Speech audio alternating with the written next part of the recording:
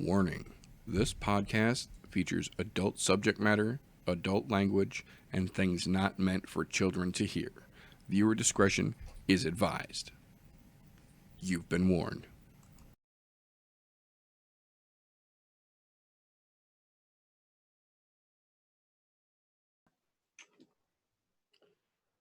Oh, I believe we may, in fact, be live. Ladies and gentlemen, I am the Meter. Welcome to the latest episode of the I'm No Joe podcast, the show where every armchair quarterback can feel like an Eddie Bravo. Today, like most days, we have got a list full of shenaniganry and a possible potential panel full of shenanigan havers ready to tickle your MMA fancy, as it were.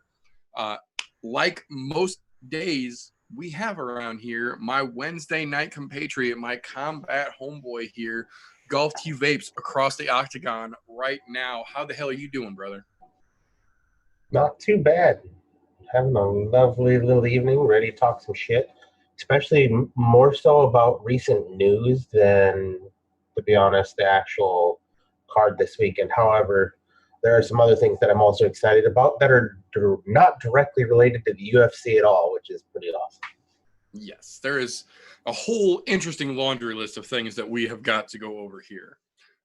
Right off the top, for those of you who did not see, I did successfully manage to stumble my way through the first ever, what did I say? Show this last weekend, full of all the recaps of the MMA events, goodness, and interesting matches that happened since the last time we did see you fine folks. So we will not have a recap segment today, or we are going to jump right in at the tippy top as we used to like to could do with news and recent events.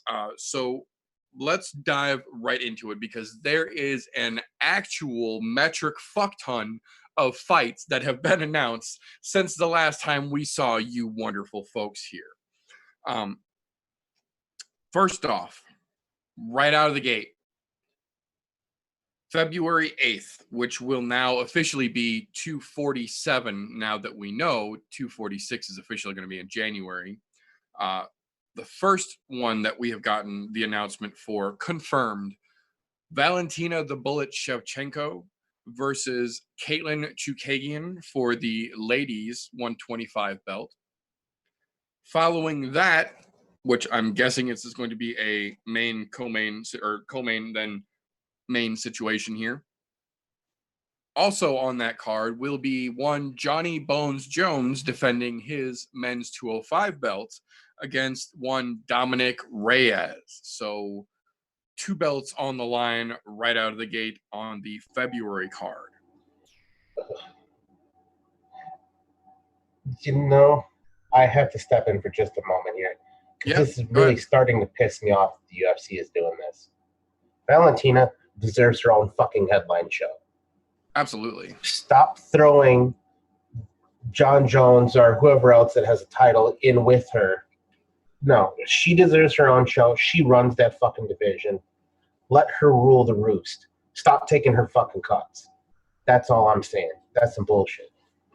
I agree. I wholeheartedly think that she should be able to have her own night to shine because as with, and it's, I hate to be that broken fucking record, but it's almost like this is exactly what we had called was going to happen just a show or two back, that they were going to end up giving Reyes and Jones, because that's not really going to be as much of a challenge. Granted, he's still got his puncher's chance. I get it. But on a skill level, on a technicality level, this shouldn't be anything but an easy afternoon for Jones.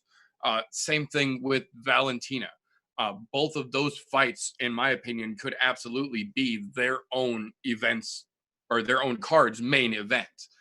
The exception that I would say that would make sense in would be not this weekend, but next coming weekend, the final UFC pay-per-view of the year, where they are stacking 3 belts, but that is also the last pay-per-view of the year. That I can understand, And but the only reason they get a pass on this next one coming up It's the last one of the year of the 25th anniversary of the UFC. The UFC, exactly. So that they definitely get a pass in my book purely on that fact alone. Because I mean, they're going out on the end of the 25th anniversary with a bang. Yeah, exactly. They're making this year memorable, and that is understandable. But then to turn around and then start, start 2020, the first pay-per-view there being what we have pretty much have suspected, it is now officially confirmed, will be Conor McGregor versus Cowboy Cerrone. The caveat to that being that we now know that Cowboy versus Conor is going to be at welterweight, which we did not know previously. So we do know. Yeah, we do know that January 18th is now going to be the first pay-per-view of the 2020 calendar year. It will be UFC 246, and it will be headlined by Donald Cowboy Cerrone versus Conor McGregor at 170 pounds. So that gives us UFC 247 being in February is going to be co-headlined with Valentina versus Caitlin and John versus Dominic. So there is that to be had. You know, I really wish that they would have split those up. Either the John Jones fight as the second pay-per-view, or vice versa. Valentina is the second pay-per-view. Yeah, it didn't matter. Look, nothing against Cowboy or fucking Connor. Both of them, they both deserve main event spots, but not when there could be a title defense that's out there. Why stack two of them on that card? Yeah. I mean, I understand they know they're going to sell the Cowboy fucking McGregor card because it's McGregor's on the card. He sells fucking tickets. Doesn't matter. He's going to sell tickets. And Cowboy, he sells tickets too. Whether people want to believe it or not, as much of a mainstay as he is, and as often as he fights, he sells tickets. And not to mention, even the casual fans who might not know everybody in the UFC's list, they know who Cowboy Cerrone is. Exactly. He fights often enough that the casuals will know it. Yeah, I think a good part of that is that we all know that there's no way, even though he's said that it wouldn't be an issue before, we all know Conor's not going to play second fiddle and try and take a co-main event. He always wants that headline crowning card on the main event at the pay-per-view, so he gets those points, he gets all the numbers and the extra bullshit that he can here. But I think in this situation, especially considering he's quote-unquote coming out of retirement, this would have been one of the few times to tell Conor to put his ego in the back seat, take the co-main event, and then let either Valentina versus Caitlin or John versus Dominic, either one of those would have been a great 246 headline, and let Conor versus Cowboy at 170, which doesn't have any real impact on the 155 division they're both still chasing, be a co-main event. This is something where I don't think Conor's chasing the 155 right now. I think he's doing something to spite Daddy Dana. Because Daddy Dana said on TMZ that Conor's too small to fight fucking old street Jesus. Yeah. And he's trying to prove a point that, no, I'm not. Well, yeah, no, I agree. That's a good point as well. Because I to be honest, Conor said he wants to fight 3 times this year. Yes. What he says and what he does, 2 totally different things. Right. We'll see how it But generally speaking, anytime Conor said something, he does it. Yeah, for the most part. I'm going to fight this person. I'm going to do this. I'm going to do that. He said, I'm going to box Floyd Mayweather. It fucking happened. Even though a lot of us thought it wasn't going to, eventually it came to fruition. Right. But he does have a tendency to do so. Unfolded, but yeah, it still happened. Yeah, I have a feeling that this may be one of those situations where he's just trying to prove old Daddy Dana wrong that says, yeah, don't call me on this shit. I'll fight anybody. We know he'll fight anybody. He's that kind of person.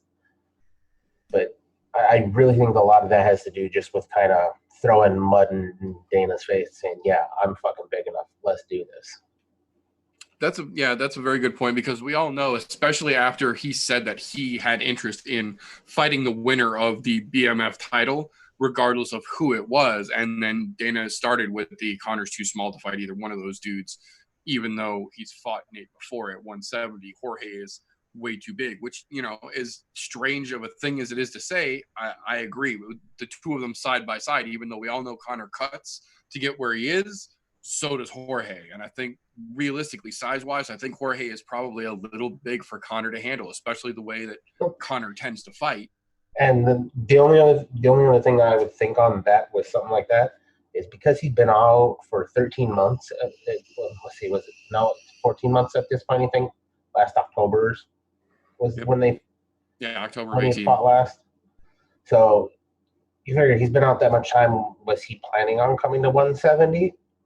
Right. Was this all part of the game plan? Yeah. Is he just has he been putting mass on? Yeah. To be able to be bigger? We're not going to know until he actually shows up. Right. Because look, when he walks into a press conference, you're really not going to tell either because he's going to be all suited and booted. That suit is going to hide anything he wants it to. Yeah. Exactly. Yep. So I mean, the dude knows what he's doing, especially when it comes to dress.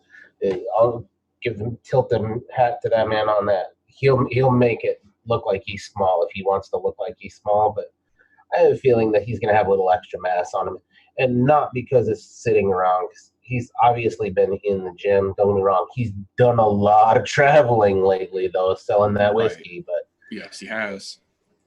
He was calling shots here in the last couple of months, though, while he was out selling whiskey. Yeah, I'm going to be back beginning of next year. Yeah, this is all falling right into the timeline that he said that he was aiming for 2020 with. So, yeah, Mystic Mac has got a pretty damn good track record. You know, yeah, we're gonna have to wait and see. It's gonna be interesting to see what happens in that fight because when it comes time to break that one down, I'm excited for that one just because there's a whole lot to that fucking shenaniganry right there. Yeah, there's so much to talk about in that fight. That's gonna be a great episode when we get to that one. Oh, yeah. It doesn't even matter what the rest of the fights on the card are for that. Yeah, well, and the interesting part about that is that the next two fights I'm going to mention right now are actually two of the fights they are adding to that January 18th UFC 246 card. The first one will be Showtime Pettis versus Ferreira, which will be a very interesting fight because they are both very flashy, very rangy strikers. Not much for ground game on either side there. So it's got potential for a nice, flashy firework war between those two. Give Pettis a chance to show if he's still got that shine that he used to or not for real. And then the other fight that I think is absolutely interesting as fuck, and a lot of people might not even realize how interesting this really is. Kind of a dark horse of a match, but Alexei Olenek versus Maurice Green. Both extremely, extremely slept on fighters in the heavyweight division. Both very dangerous ground fighters with very powerful hands. So that one will play out, I think, very entertainingly one way or another. But they are absolutely starting to stack that card as well, knowing that everybody's going to start tuning in because they've officially got Connor Cowboy as the headline. So everybody's going to start looking to see, you know, what else is there to see on that card. Got to help build it up a little bit. You know, Connor's going to carry so much, but they can't just have a Connor show, period. They've got to build around that. And these are going to be two interesting matchups to stick on that card that will help make that something that folks are going to be, hopefully for them, willing to tune in for and to watch. The next interesting matchup that has kind of slid under the radar that I absolutely have to mention now that it's early enough in the month that I can do that. The same as we have a crazy showdown going this weekend for combat sports events, we will have again 2 weeks from now on the 21st. They have officially confirmed it, December 21st, during the Glory 75, I believe is what it's going to be, because I think 73 is this weekend for next weekend, and I think it's going to be 75. Rico Verhoeven versus Badr Hari, the rematch that every hardcore fan has been waiting for. These are quite literally two of the highest level strikers on the planet, and they clash a big time on December 21st. So I am very excited to see how that one shakes out, because the press conferences that those two have already done together, you can see there is animosity between those two, unlike almost any other fight we have seen before. It's absolutely DC John Jones level fucking hatred starting to get into fights at the pressers. The whole, not like legitimately, not like Floyd and Connor take a boner pill and get in Floyd's face kind of altercation. I mean, I'm talking real combat sports, 200 plus pound dudes where you have to have security teams holding them apart because shit's about to get real. That's the level of hatred that these two have for each other. And it's going to be one hell of a fireworks show when they let the two of them back at each other again. Interestingly enough, after a bunch of interesting fight announcements, there is one non-fight announcement here that I do need to mention. Kyoji Horiguchi, the Ryzen / Bellator dual organization belt holding champion, has officially relinquished his Bellator side of the dual promotion championship. He is officially injured and has to then now remove himself from the upcoming competitions for the foreseeable future. They have not disclosed what exactly the injury is. They just said that it's one that's going to take possibly more than a year to recover from, and that they are working with Ryzen to see if Ryzen will allow him to keep his belt over there. But Bellator most certainly will not leave one of their belts in the hands of a fighter from another organization who is injured for a year and a half undefendable. That's just, it's a little much. I don't know if Ryzen's going to do it or not, but we know that the Bellator belt is now back into circulation. So I'm interested to see how they're going to play that one out over on that side of the house. Another interesting is a word that I'll use for it here. Matchup was announced. And I say that it was announced, not that it's happening, because this is one that we have quite literally had announced 5 times now. And none of them have resulted in a match. The one, the only, the cursed pair itself, Khabib Nurmagomedov versus Tony Ferguson, has officially been set for April 18th in Brooklyn. Now,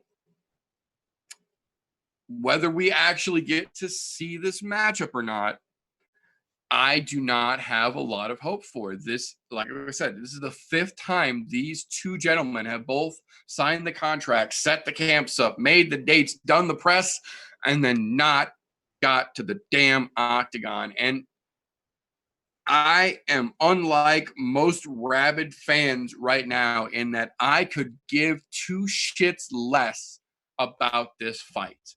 The first time, maybe even for the sake of argument, the second time they had scheduled this pair to fight, I was still excited about it because both of them were in their legitimate primes. They were both still relevant, and there has been fuckery afoot on both sides of this matchup here. The whole Khabib fiasco is a whole separate issue, but you look at what El Kakui went through and then jumped the shark to get all the way back up to now he's getting a shot for the belt over arguably some other people who might really deserve it in the more current sense than the overall he's on a 12 fight streak. Well, yeah, that's cute, but it's also over 4 fucking years, and he took a year and a half of that off in the middle, or a year of that off in the middle for his knee injury and then subsequent other personal issues that he had to take time for. I'm far from a person that would mock him for that, but that also took him out of the MMA world and out of the MMA mind space, to say the least. So I'm not stoked on that fight. I think it still has potential to be interesting. Is it the fight of the century that everyone's making it out to be? I don't think there's any chance it's going to be that. But we will have to wait until we get a little closer to springtime to see how that actually unfolds and if it unfolds. I'm going to go ahead and start taking bets now. Just go ahead and call me a bookie. What we're going to take bets on is who gets injured and pulls out first. I'm going to go ahead and say this. The line is favoring heavy in Ferguson pulling out first because he's been more injury prone lately. However, Khabib has also pulled out of their fights as well previously, so it could be kind of a coin toss. But I'm gonna go 3-1 odds on Ferguson pulling out, and we're gonna go even money on Khabib. So anybody who wants in on that, come talk to me.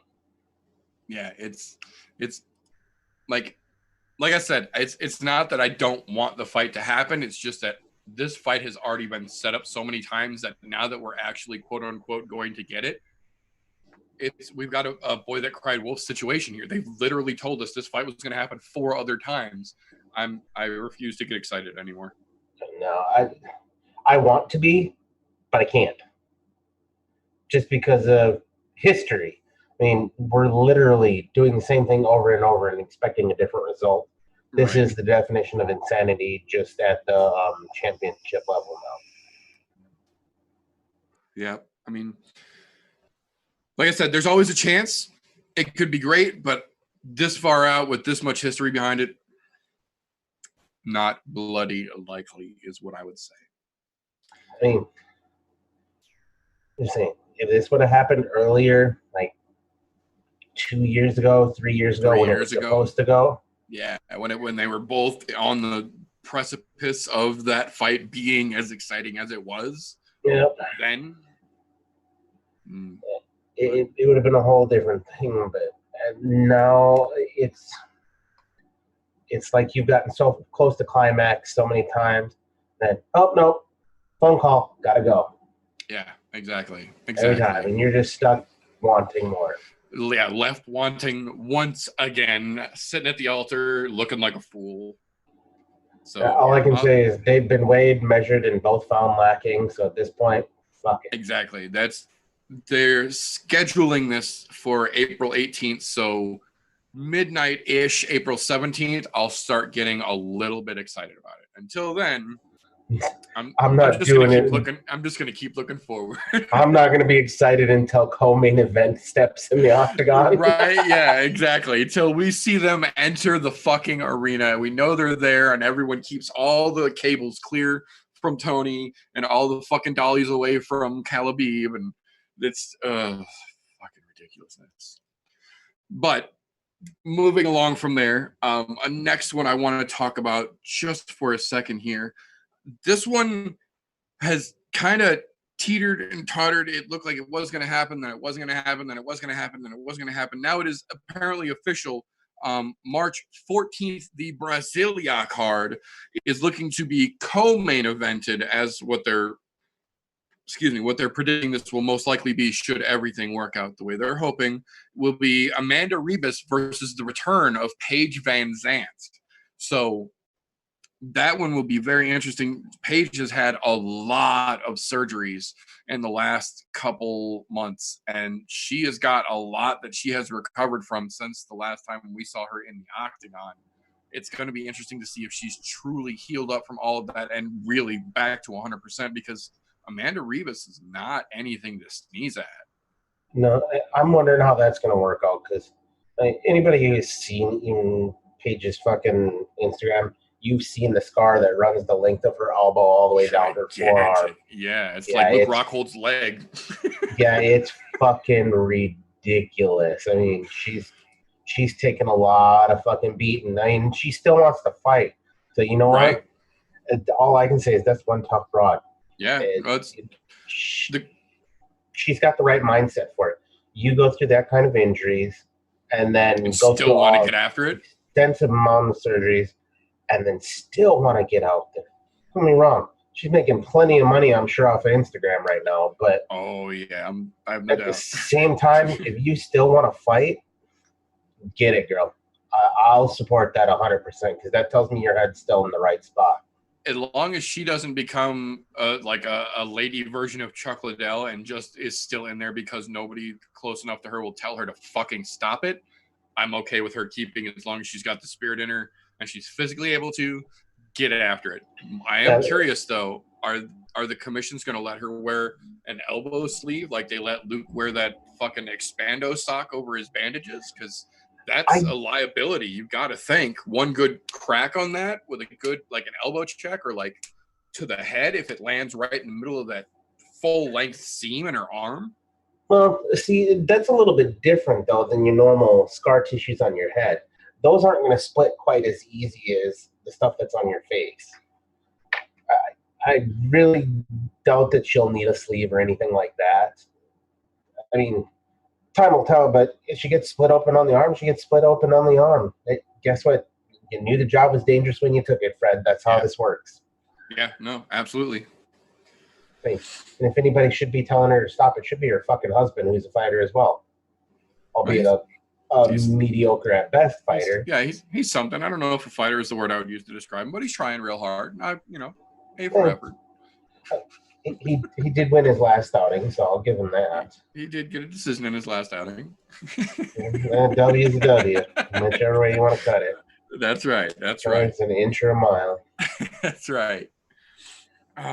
So a couple of interesting non-fight announcements / kind of fight announcements that I want to go over real quick. One, they announced the day before yesterday that Tarek Safadine, an OG in the OG column, has officially been released from the UFC. The problem is that he really hasn't made the splash in the UFC that everyone hoped he was going to. He was on fucking fire back in Strikeforce days, and for whatever reason, when he came over to the UFC, he just really couldn't keep that momentum together that he had in the previous organizations. So I'm pretty confident he's one of those guys that either won Bellator or, somewhere else will pick up, because he is still a very legitimate fighter. I have a feeling it's going to end up being Bellator, because they've been a little bit better at snatching people up than one has. They really have. And he's another one of those, for lack of a better term, from the relative class of UFC fighters that have been released gradually and have migrated over to Bellator and have all pretty much done well. He's right in that group that had mainly made the last trip over. So I really wouldn't be surprised if that's what happened with him as well. Next one, real quick. This one is, like I said, a fight announcement, but not a fight announcement. We got word yesterday evening about 8:30 last night. Officially, Nordine Talib has announced that the next fight he takes will 100%, regardless of the outcome, be his last. He is going to retire and devote more time to his family and trying to live life outside of combat sports, which, again, this is one of those situations. My hat is off to you, sir. He does not have a bad career to worry about. He's got enough of a name. He can move on, do something else in this same field if he wants to. But if not, he left one hell of a mark on the world of combat sports. And he's going out an intelligent, articulate man who will be able to speak to his grandchildren fluently without mumbling and stuttering. So you can't be mad at that. The only thing that I hope is that they give him a good fight to go out with. Yeah, let him pick his meal. Yeah, let him pick his meal. Absolutely. Yeah, and don't let it be fucking Campbell's soup either. Please no. Let him get what he wants, a good fight, because he's a great fighter, and he's absolutely made a genuine impact on the world of MMA. So as sad as it is to see him go, this is one of those situations where I'm happy that he's going on his terms in the right way and has a legitimate, prosperous future ahead of him still. Yep, and that's one of those things we're always talking about, people knowing when to hang it up. It's rare that we're seeing that lately, and it's good to have that little breath of fresh air in there. It's sad to see him go, because he is a legitimately good fighter, but hell yeah. You got to think about things life beyond fighting. I mean, where do you want to be in 20 years? Exactly. As opposed to the alternative and ending up in a Chuck Tito situation. You know what? I would much rather these guys and gals know when it's time to hang them up and do so intelligently and then have an enjoyable rest of their life. So as sad as it is to see him go, I'm glad to see him go under these terms. A couple more fights I do want to talk about real quick. Like I said, there is a fuck ton of fights here to announce. The next one I want to talk about real quick will be prospectively the headline for the UFC Auckland, New Zealand card, February 22nd. The hometown hero, Dan the Hangman Hooker, will be taking on one Paul the Irish Dragon Felder. And that is going to be a fucking spectacular matchup. And they have already done a face-off in New Zealand, and they were almost Eskimo kissing in the face-off just for the press promos. Like, this is going to be a legitimately great stand-up, bang-out fucking fight. And that for me, that's going to be a hard fight to call right there. Yeah, it's there. That's a real great, even stylistically, like numbers wise, that's a real great matchup. And both of those guys, fuck, are they warriors? Yeah, neither one of them is going to go easy. It's going to be an on your shield or with it situation. I have a feeling that fight is going to have a lot of title contention to it right there. Yeah, there's a lot of potential boost in importance as far as title contention for both of them have been on a very good tear lately, so I have a feeling that winner of that, very good chance of getting a title shot or at least a number one contender shot. I agree completely. I agree. Moving along from there, back a little bit to the week before that, February 15th will be the New Mexico card. They have just announced the return to the 125-pound division. One Ray Borg versus Mr. Rogerio Bontorini. Borg is a New Mexico guy, so this is his home turf, essentially. He's coming back to 125. Apparently 135 just isn't what he really felt comfortable at. He's coming back to try and wreak some havoc at 125, and what we've seen of him in the past, he's no slouch either way it goes. I think he's still very viably dangerous at 125, and considering that, ironically, 125 and 35 are both really made of the same guys right now, much like the ladies 135, 145 division, essentially the same people. It's going to be interesting to see where Borg really fits into the puzzle down there, because at either weight class, in my opinion, he's a top contender. What I'm wondering is if he went back down to 125 because Mighty Mouse is no longer there, and that was always his kryptonite. I agree, and you got to think that flying armbar, it would be hard not to have that stuck in your head for a while and maybe be a motivating factor to go up to the next weight class. And now that that's no longer ever going to potentially be a threat against you, maybe you make that 125 cut again and you start trying to go back after that belt that you had a close little crack at. There's no other 125ers that are even going to try to attempt to throw that on him. No way. There's nobody in the UFC that's going to try the shit that he got beat with. And the shit that he got beat with legitimately was some off the fucking wall, you can't really train for kind of shit. So no, it is literally something that looked like it was out of either a movie or a video game. Yeah, absolutely. Absolutely. So moving along from there, some more non-fight news. I'm trying to mix it up here so we're not just piling everything fight on you guys here. Some more non-fight news here. One of the most, I can't say it was the most predictable, but we kind of had a feeling it was going to go this way. Situations has officially come to fruition.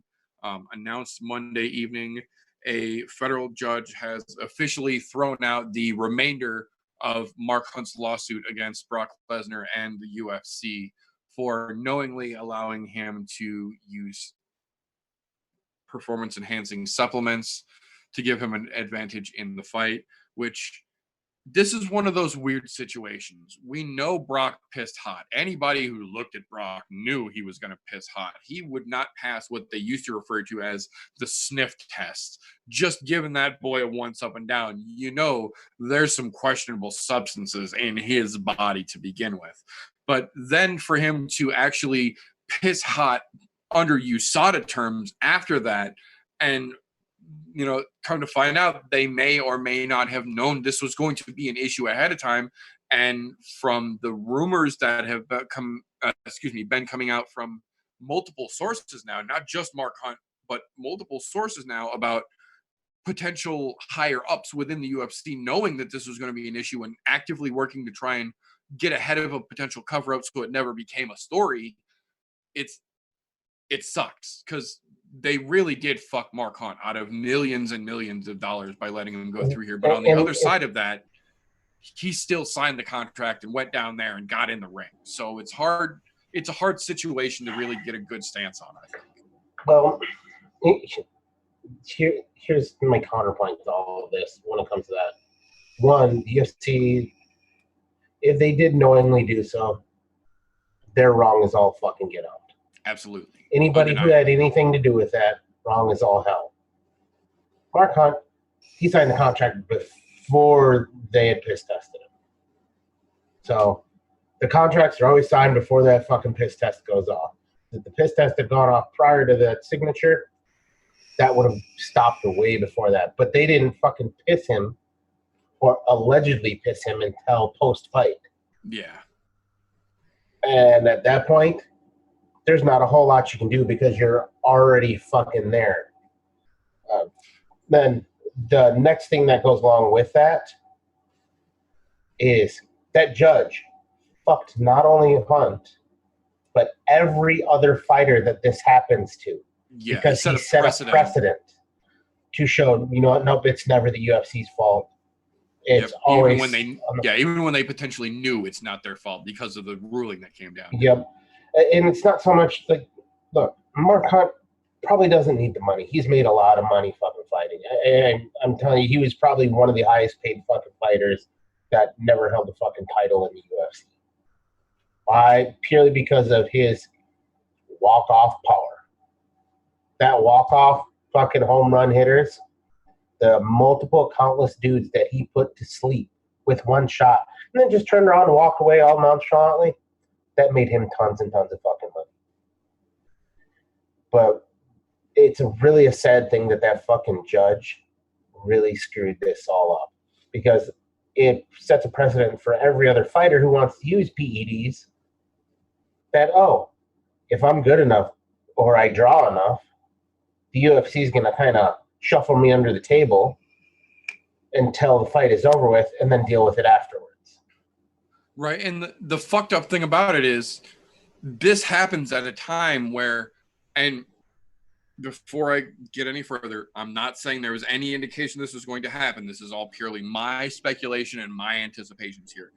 But this ruling against Mark Hunt, the dismissal of Mark Hunt's case, comes at a time when a lot of us were waiting on bated breath to find out what happened behind the scenes with this whole fucking Nate Diaz positive then dismiss with USADA's situation before the last UFC pay-per-view we had. There was mention several times of an insider at the UFC, a higher up, that told Nate to shut up, let things get worked out behind the scenes, when he agreed not to and pulled himself from the event before magically the quickest fucking UFC USADA turnaround in history comes down and says, oh no, it's a supplement. We already tested it. We confirmed it. His levels are low enough. He can go ahead and fight again. Yeah. And then right after that, when we had the chance, because now that fight is over, Nate obviously feels that he was slighted in that situation. So he's got more reason than ever to give us the name of the insider, the higher up rather, in the UFC, who was telling him to shut up about a potential USADA situation. And now we've got the dismissal of the Mark Hunt case, which just sets a precedent that it's not the UFC's fault.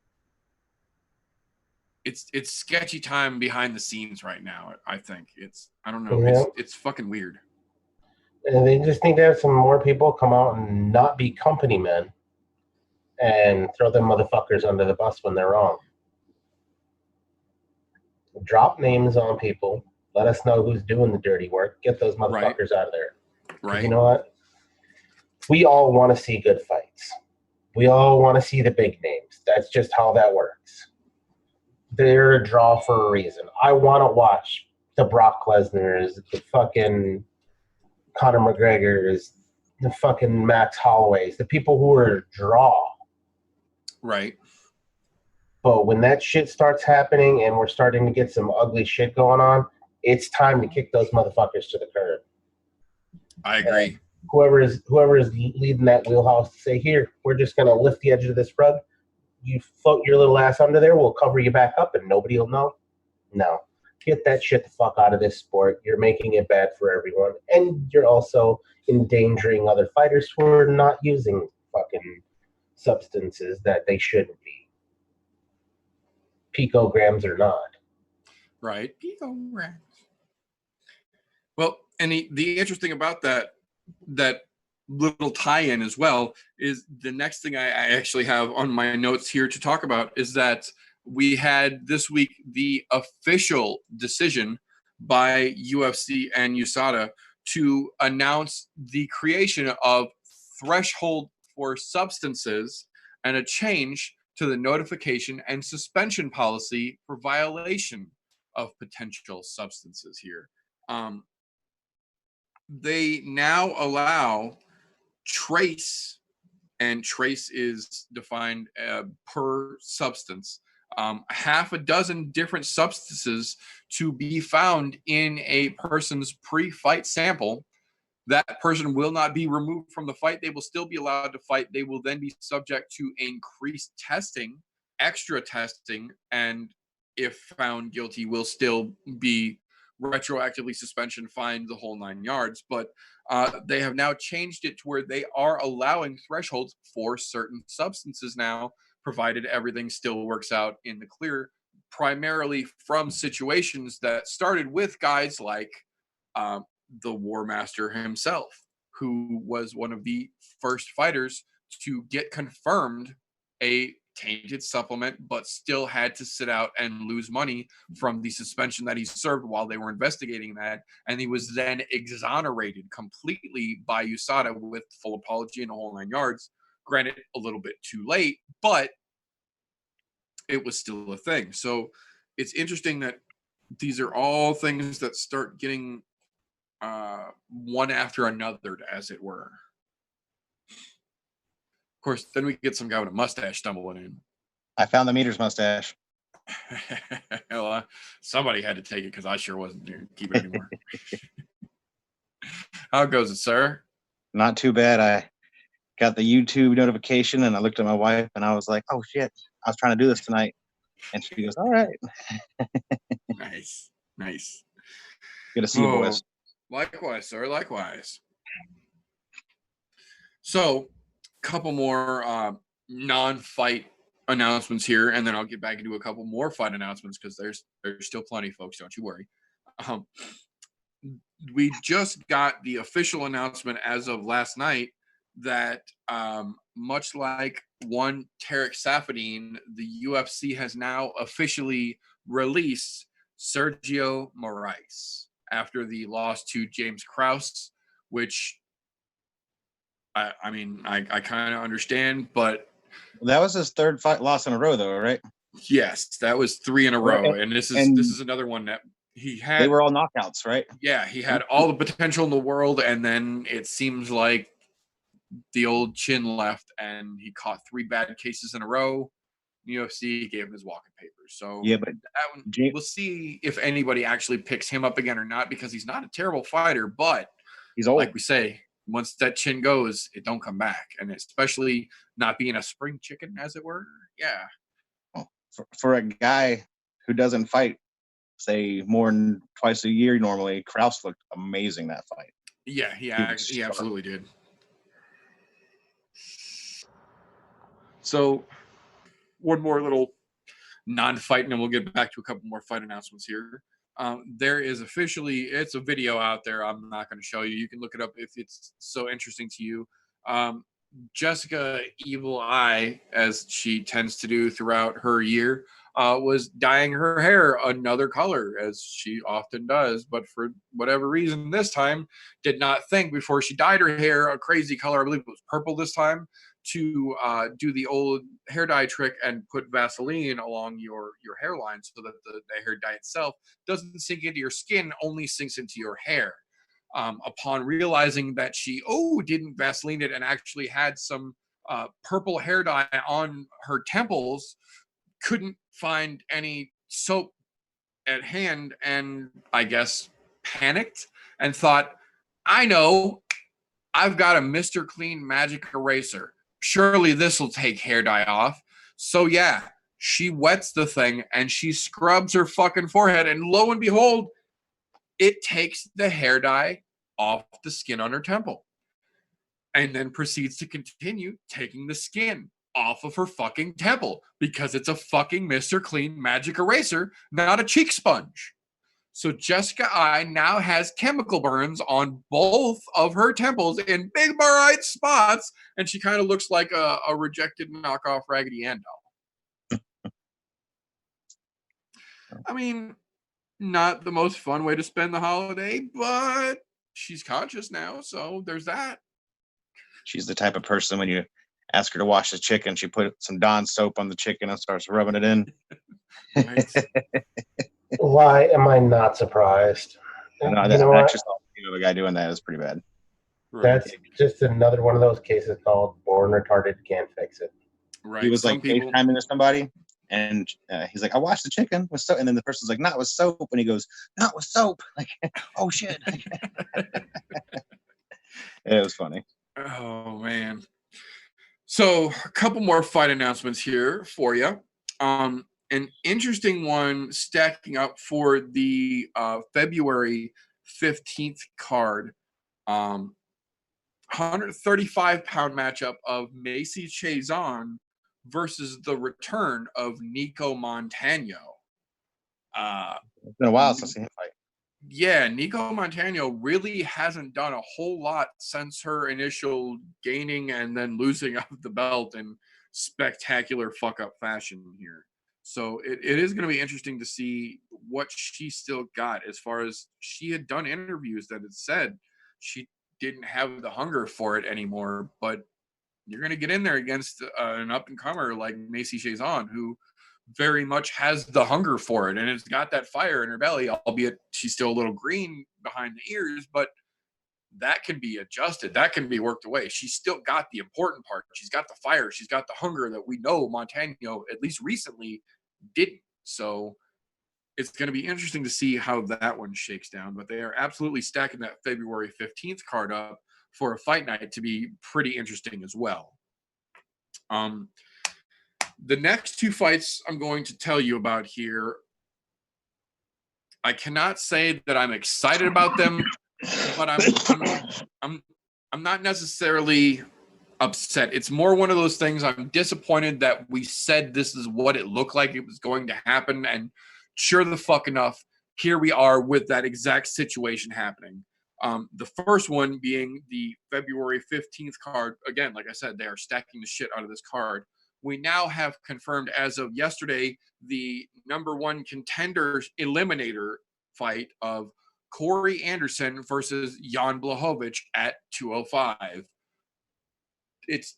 I'm having a deja vu moment. I swear we literally just said this, that this is going to happen maybe 2 weeks ago or so. Maybe they're listening. So familiar to me that this is almost exactly what we just said.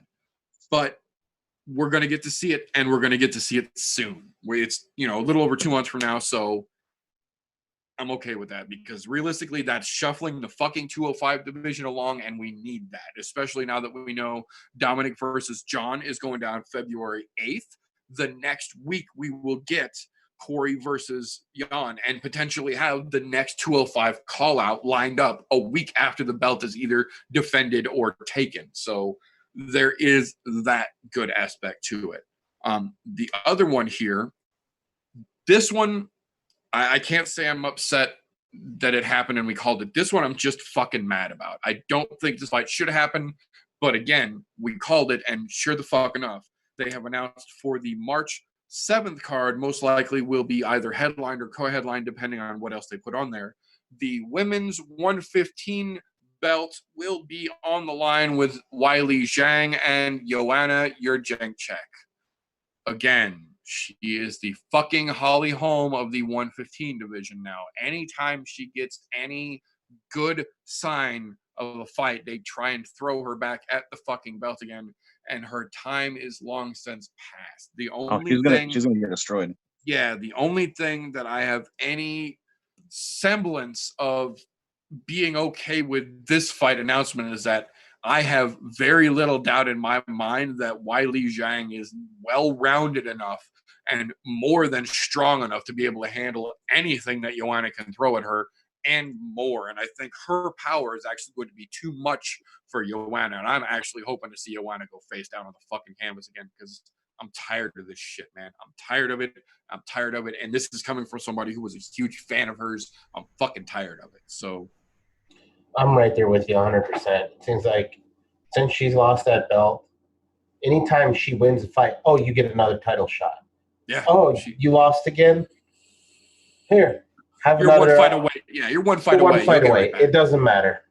Zhang's going to stand in the pocket, throw, catch a kick, take her down, and pound her. I just see that happening. Can't say it's going to happen, but it's going to happen. Obviously, Joanna does not have the chin because she's been put away by people who don't have the power. And that is nothing against that person at all, but at this point, she's literally just a trash they're sweeping off the floor to give to people. And I admired her run at 115. It was fucking fantastic, but it's over. Find a different division. And you know what? Win 2 fights in a row, 3 fights in a row before you get another shot. Because at this point, this is way too goddamn often, and I'm sick of seeing it. Well, the division's not really that stacked, so. I don't give a goddamn. So let somebody else from the middle of the pack go up there. I'm sick of seeing her ass at the top. Yeah, I agree. I'm done seeing Joanna get a title shot every time she turns around. It's a little bit ridiculous. But speaking of things that are ridiculous, we have some more non-fight news here to try and help break up the monotony, as it were. CB Dalloway, one of the fairly common names in the UFC for the last handful of years, has officially been released from the UFC following a 3-time strike, not 1, 2, but 3 supplement pop for performance-enhancing supplements with USADA. All 3 confirmed with multiple samples. He has officially been released from the UFC as a result of this. The ironic thing about this situation is that he was released from the UFC and immediately, and I mean immediately, picked up and is now fighting for his debut fight for the lightweight belt. The light heavyweight belt, 205 belt, on Ryzen's New Year's Eve card, because they do not acknowledge a suspension for any reason by the United States Athletics Commissions. So they are quite literally putting a blinder up, going, la, la, la, la, la, we don't hear you, Sada. And they picked him up, signed him a contract, and they're giving him a shot at the belt, the first fucking step in the door on the New Year's Eve card right away. So, I mean, and he's probably getting paid more. Yeah, we try not to bash too much on Ryzen, because there's something to be said for there.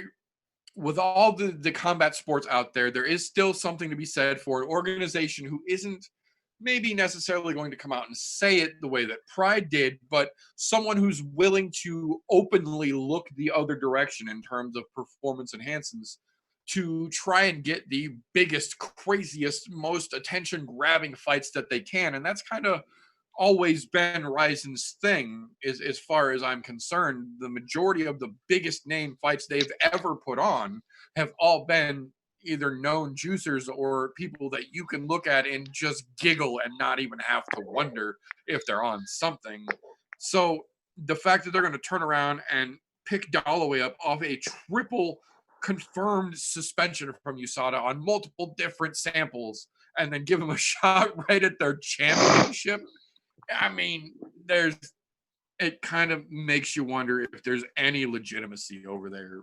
But like I said, what are you going to do? There's always going to be an argument for the let them do what they're going to do fighters. So All I gotta say is Dalloway's cardio looked like crap the last couple of fights where he gassed out before the second round, and now you're fighting for a title.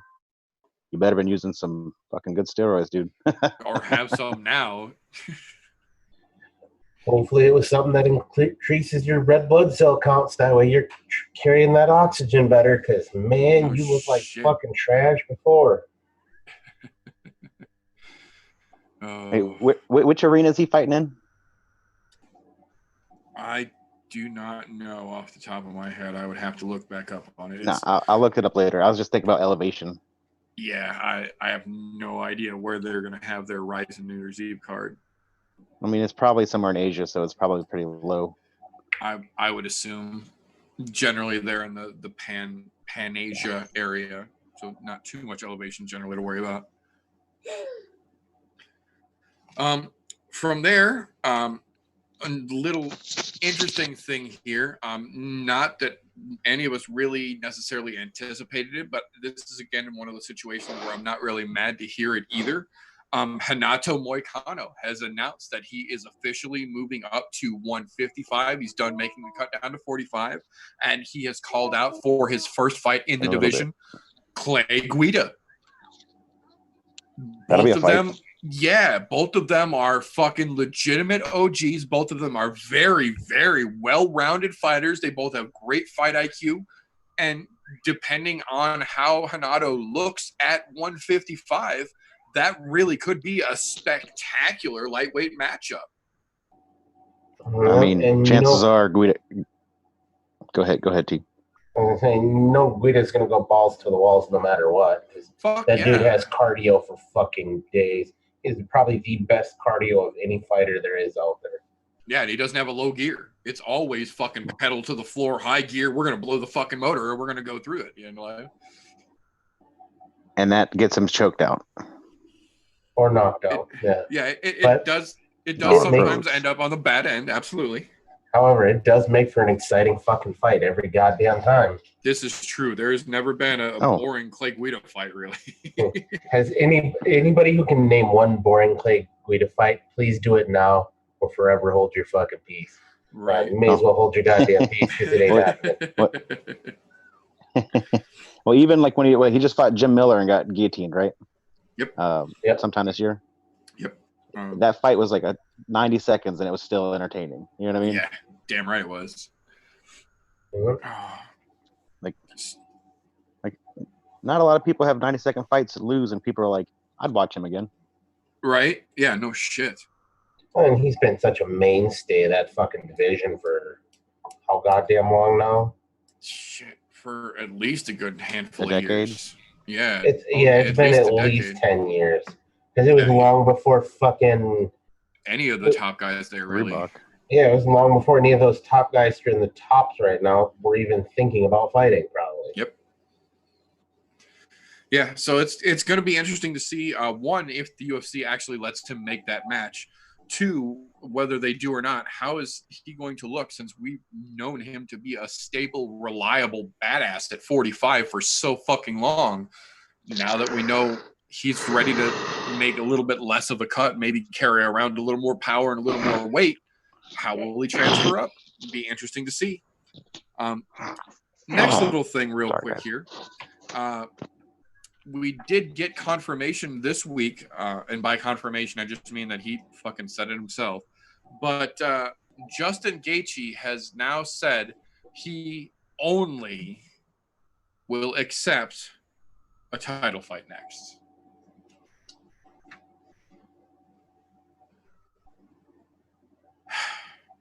I feel like this is another, I feel like this is a deja vu moment. Like, he's hinted towards this a lot lately, and every time he has, everyone has just kind of been like, calm down, relax, beat some top guys, not some guys who are just coming into the division, and then make your argument for a title shot here. But as of right now, this ain't that. And from the number 4, from a number 4 position and a weak number 4 position at that right now, calling for an only title shot future seems a bit much to me.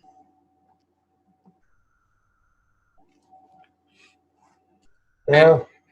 It's not like it's much because he's Justin Gaethje. Like, Justin Gaethje is a fucking spectacular fighter. He's got an amazing resume completely, and the fact that he still hasn't shown his wrestling pedigree in the UFC makes him that much potentially more dangerous. But you don't get title shots on your potential danger. Or at least you shouldn't anyway. This is the UFC, so there's still... But the only one thing I do have to give him credit for is he dispatched fucking Donald Cerrone with ease. He did. With very much ease. Like, Ferguson had a harder time with Cerrone than Gaethje did. And Ferguson's getting a title shot. I can't blame Gaethje for calling this at all. Not at all. Not one bit. But, you know, to say that's the only fight you're going to take, you might be sitting on the sidelines, dude. Sorry. That's just how this game works. And that's what I'm saying. Like, saying that you want a title shot next, I get it. You, especially after, like you said, the Cerrone situation, just as a base example. I get it. Saying, look what I did versus look what he did. He's getting the shot. I want the shot next. That I would have understood. But yeah, to say the only fight I'll take next is a title shot, you might have just put yourself on the fucking bench and you'll have no one to blame when you're sitting there. But we will see how long they actually leave that misfit toy on his island. In the meanwhile, there has been a couple of injuries announced that will be fucking up the rest of this year's fight schedule, as it were. The first one I'm going to talk about real quick. They have officially announced that Benson Henderson is out of his fight over in Bellator with an undisclosed injury that's going to take potentially several months to recover from. They announced immediately, however, that Michael Chandler is going to step up and replace him. So there is that. Interesting matchup against Sydney Outlaw. It's gonna be a damn good fight. I think it was not necessarily going to be the greatest fight, but I think Chandler versus Outlaw might actually be a better fight than we would have got in Henderson versus Outlaw. So it's a weird turn of events, but I think this one is actually going to work out for the better. Well, Henderson fights the same fight every time. Exactly. We already kind of knew what we were looking at. Yeah. He's going to throw leg kicks, and if that's not working, he's going to try to take you down, and then try and tap you, Right. But he's going to do it all hiding behind a really weak, lazy right-hand jab. And then this. At some point, his hair, at some point, his hair is going to do the Troy Polamalu and just poof out. I think I counted him doing that about 15 times in a fight one time. Yeah, it's not a lot of surprise with a Benson Henderson fight these days for a while now, but specifically lately. The other one that I'm going to talk about real quick, not as shruggable, I guess would be the word, as the Benson Henderson. This one kind of hurts a little bit.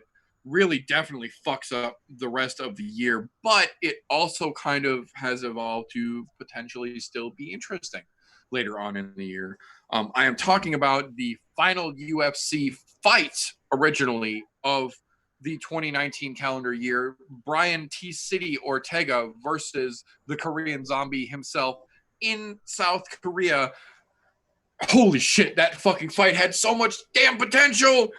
And then we find out, ACL. We find out yesterday that Brian Ortega has officially torn his ACL and is out of the fight. But the good news about that is that we found out this afternoon, confirmed that in short notice, bad motherfucker fashion that he tends to have, Frankie Edgar has stepped up and is going to replace Ortega against the Zombie last minute in South Korea.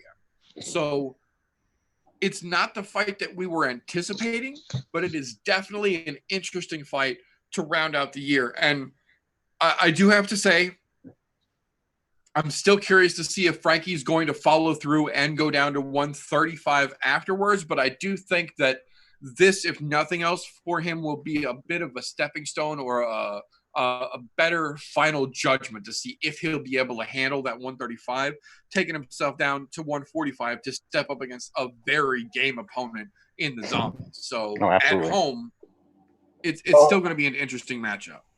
There's one other kicker here too. He had a fight scheduled in January as well, Yeah. like a month later. So that's going to have implications on that fight. Whether he walks away clean from this fight, which there's no way in fucking hell to don't walk away think clean so. from the Korean Zombie. Yeah, no. He very well could win the fight, but I don't think he's going to walk away clean. So I have a feeling that's going to nix that fight that he had scheduled a month down the road here. Unless something really fucking crazy happens, but we'll see how that plays out. And it's not like he had a main event fucking fight lined up next anyways, but Absolutely. Frankie Edgar being Frankie Edgar, answer the fucking call, Yeah. put me in, coach. That's I said, you know, it's weird that it unfolded this way, but it's one of those situations that we talk about that some of these guys still have that, oh, you need somebody where, when, I can be there and at that weight when you need me there. Should I get on the plane? And it's still an we end up with interesting for me, it's still an interesting fight. It's just not as exciting as it would have been. Absolutely. I think that's a great way to put that. It's still an absolutely interesting fight because this is still stylistically a very, very unique matchup in Frankie versus the Zombie himself. But it's just not quite that fight that we were originally looking for. And it gives me, I don't even know a good word for it here. It gives me apprehension, I think is the best way I can put it, about the future of Brian Ortega here, because it's been almost a year since we've seen him. And when we saw him last, he was absolutely devastated by Max Holloway. This was going to be the first time we have seen him since that absolute massacre that he took at the hands of Holloway. This was going to give us an idea of whether he's been sitting on the sidelines because he just didn't have it anymore, whether he's been sitting on the sidelines because he hurt himself trying to get back, or he really got hurt by Max more than we thought, or whether this was his time to really just get the wheels back in motion and get right back to where he was heading back for a possible rematch. And now with a torn ACL of all injuries, this is going to put him on the sidelines for at least 6 months before he can get back to training. We'll be lucky, realistically, if we can see Ortega in the octagon in 2020 now, depending on how bad the ACL tear is. I guarantee it will be, because from what I saw and read, he only has a partial tear. It's not a complete tear. So, like he said, he could have fought, but doctors advised him, you go in there and fight, the likelihood of a complete tear, that puts you out well over a year. A partial tear, you can come back in usually about 3-4 months with the proper rehab. And with the amount of doctors that these guys have at their disposal, unless you're especially somebody with the name of Ortega, because he was on a hell of a tear until he fought Max. Yeah, he was absolutely undefeated until that point. He knocked out somebody that had never been knocked out in the UFC before during that run. Yep. He's got enough weight to be able to pull whatever doctors or physical therapists, sports scientists, whatever it is, to have him back in running order. I guarantee you we see him in about 4 months, maybe 5. So I hope so. Still in the first half of 2020. I'll put money on that. I put $20 on that right now. Anybody who wants to bet it down, let's do it. I really hope so. Yeah, it's like I said, it's not that I wish him ill at all. It's just that one of those, especially when we saw what he was willing to go through in the Holloway fight and the doctors had to stop him. Like, you know what the kid's willing to deal with. So I would take that bet, out. But I still owe Meter $20. Oh, and I ain't betting you shit because you don't pay up. No, we're not playing that shit. No, the point I is don't want to have to pull the old Stewie and bring the baseball bat down the. Where's my money, man? Where's my money? Wisconsin's not too far, okay? Where'd you get that fake mustache at? How much you pay for that thing? You got money for mustache? That was fantastic. Man. I needed that. No, I would say July. Definitely by July. I hope so. I really do, because I really do like Ortega. And I think that realistically his style and his fucking fire that he's got in his belly, or had in his belly at least, really is going to carry him in this division, especially when we know that Max is just about done there.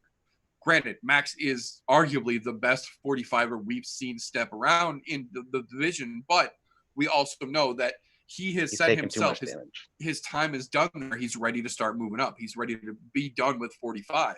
So somebody's going to have to take that fucking reign. Yeah, and he puts on a little bit of mass and goes to 155. Look, anybody who saw that Poirier fucking Holloway fight, Holloway hung in there the whole fucking time. Even though he was getting beat up, he hung in there and he still looked good.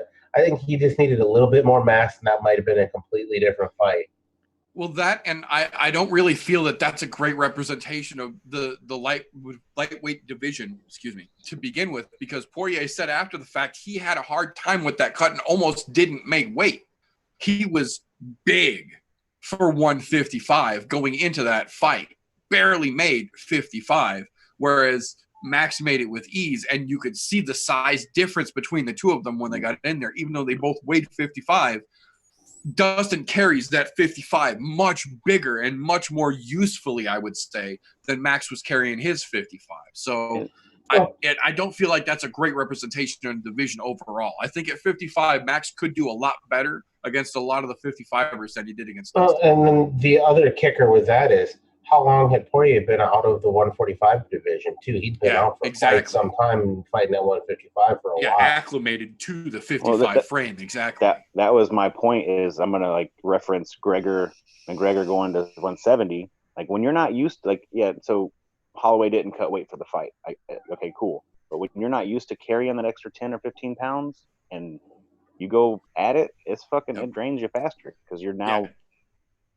You're bigger, basically. You know, you still have to pump blood and oxygen to your muscles, and I think that was also like a lot of Connor's problem when he fought Nate at 170 the first time. There's a difference in being at a weight you're used to and fighting at a weight that you're not used to. Just being that weight is very different. The performance versus just getting to that weight is a whole different aspect of it. Right. But speaking of interesting weight situations, they just announced yesterday, as if they hadn't already stacked enough on top, the February 15th New Mexico card, another hometown boy here. We will get one Diego the Nightmare Sanchez versus Michael, I can't make weight, but I'll still do a backflip off the scale, Pereira. I don't know what to feel about this fight. Land it. Yeah, I don't know what to feel about this fight. We already know Pereira has issues with making weight and general balance and coordination on top of that. So, you know, backflips for everyone, just nobody gets to land them. But on the other hand, they've been talking about releasing Diego for a hot minute now. And last I heard, they were in the final process of releasing Diego so that he could specifically go over to BKFC and start over there. But now we find out that not only is he not let go, he's still very much a part of the UFC, and they're going to give him one of the newest up-and-coming fuck-ups to have his fun with it. So, I mean, they're most definitely stacking New Mexico boys and girls on that New Mexico card. So, you know, they asked, you know, whenever it's a hometown or close to hometown, the people from there, they want to fight there. Right. What's his name? The Predator. I can't think. No, not Nagano. This guy's 155. He's from Florida. And when they announced the Florida card, he was like, I'll fight for free. He's like, I just want to be on the card. And then John Yannick was like, don't say that. Because they'll probably try to sign you a contract to say you fight for free. You know what I mean? Right. Well, and then the last little fight that I'm going to mention specifically that they announced is actually one that I'm really kind of surprised they didn't put on that February 15th New Mexico card, but they are instead putting on the UFC 246 card. It is the rematch that absolutely no one asked for, but we're getting anyway. Raquel Pennington versus Holly Holm 2. And I'm willing to say right here and now, the winner of that fight is probably going to get another title shot afterwards. Because that's how both of them seem to have lucked out at this point. Well, so Raquel's a quitter. I've lost a lot of respect for her. Right, I understand it was a hard fight and you're getting beat up. But when you're fourth, going to fifth round, you say, I'm done. I don't want to do this no more. That's pathetic, man. It's your heart's not in it. At that I think point, I said that same phrase when it happened. The second that happened, that's the second you should have known it's time to hang them up. Yeah, this isn't a in this fight situation. This is a if you don't have it, you don't have it. You're not a fighter anymore. I Time mean, to look at something else. Uriah Faber did it right. You know, he felt like he was done, and then he had a year and a half, 2 years off, and he's like, "Damn, I feel good." You know what I mean? And he's a coach too, so watching these guys grow and perform well, and he's like, "I'm keeping up with these guys. Maybe I'll give it a shot again." And now, Right. who's he fighting? On shit, who's he fighting? It's a good fight too. Oh man, I think it's don't even remember. Besides the point. I remember looking at the card and being like, "Oh, Faber's probably gonna lose." I'll look it up here in a minute. Continue, Meter. My bad. You're all good. You're all good. But other than that specific fight announcement, the other thing I would say is that aside from the meat and potatoes we're going to be talking about in just a minute for this particular episode, this weekend being the first weekend back after the holidays is actually fairly stacked for combat sports and the punchy, kicky fans far and wide. Aside from UFC Washington, D.C., which we'll be talking about in just a little bit here, we also have Glory 73 going on Saturday evening. And then later Saturday night, we have Andy Ruiz versus Anthony Joshua 2, the rematch to see if Joshua can try to take that belt back. I don't see it happening, but I tell you what, it's going to be sure as hell interesting to watch and see if we get the same Joshua we saw last time in there against the dad bod of the year. So, and there's one other event you may have missed in there. I don't know if it was on your list. High Rollers 3 in Los Angeles. oh shit, is that this weekend? Yep, on the 7th. Oh damn, it is the 7th. December 7th. It is. So, And yeah. the only reason I even remembered it, as I was scrolling through the Instagrams, John Bones Jones and one of his little cohorts over there talking flying arm bars and shit. And so I went and checked out other dude's page, and he's ready for High Rollers 3. Let me tell you what. So Nice. It'll be another nice, fun weekend of grappling too. So that's Hell yeah. Oh, Faber's Hell yeah. fighting Peter Yan. Peter Yan, that's right. That's who it right. is. Yan is going to fucking destroy him. Yeah, Yan is going to send that old man back into retirement, I think. He's I mean, a whole different breed. Faber could rock him, like the way he did Ricky Simone. You know what I mean? But before that, Ricky Faber got Simone's rocked. stoppage was questionable as fuck, though. I was screaming at the top of my fucking lungs at that one. Even after watching the slow-mo and the replay from 9 different angles, I still throw my bullshit flag on that stoppage over the place. Like looking at the 245 card, the card's fucking amazing, man. Yeah. Yeah, no, they're definitely stacking the next couple up. Next week's episode is going to be interesting as well because there's a lot to talk about there as well. Brown and Sanders, that's going to be a fucking fight, dude. Yeah, man. That's going to be so fun to watch. That's going to be interesting. Sorry, I always jump ahead. I get excited. You're all good. That's okay. But that is the last of the news and recent events that I have got for us. So, without further ado, that will bring us into the meat and potatoes, as it were, of this particular episode here. The reason we are having this conversation today on this particular show, the upcoming Saturday night's UFC Washington, D.C. card. This has both been designated a fight night and not a fight night, so it's another one of those where they've got like 7 fucking names for it, depending on which website or which place you're looking at it.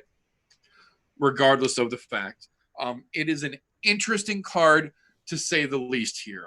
This is the third from last card of the year. We have got UFC 245 next weekend, and then the South Korea card on December 21st.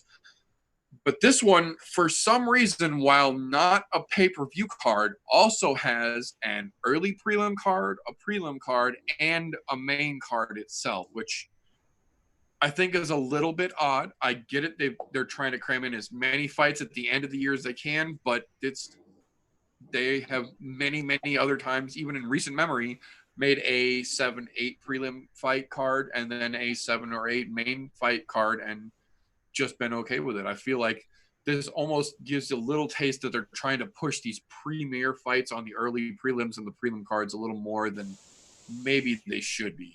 Well, there's only 11 fights on the card.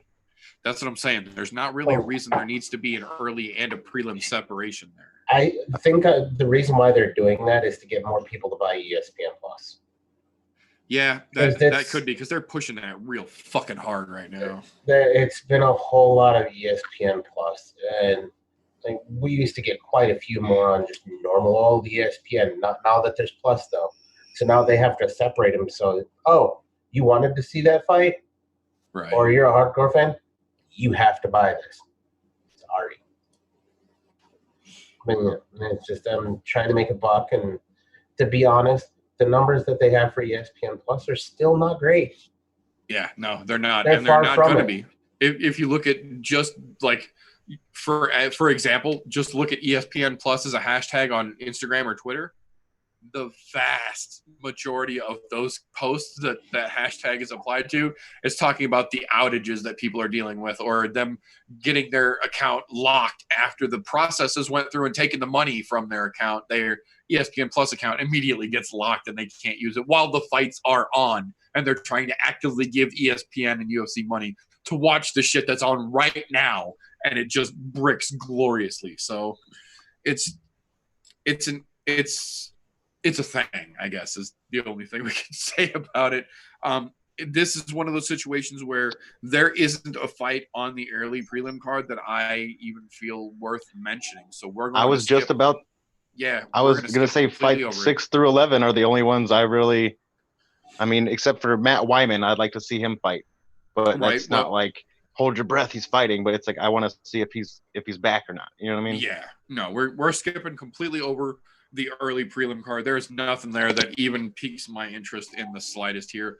And again, like we say all the time, that's not to say that none of the fights on the early prelims are going to be good. If we say it time and time again, if you're in the UFC, you're there for a reason. Soup can or not, you have done something to impress someone to get to the UFC. So any of these early prelim cards with the no-name fighters that people just don't recognize yet because they haven't had the experience, that's not to say that any of these fights couldn't legitimately be fight of the night candidate. We've seen in the last couple of cards, some of the early cards, or some of the early fights rather, on the card, and some of the no-name fighters turn out to be legitimately spectacular, but absolutely nothing standout at this point. So skipping over that little chunk into the prelims themselves, holy shit, are they kicking the prelims off in a proper manner here.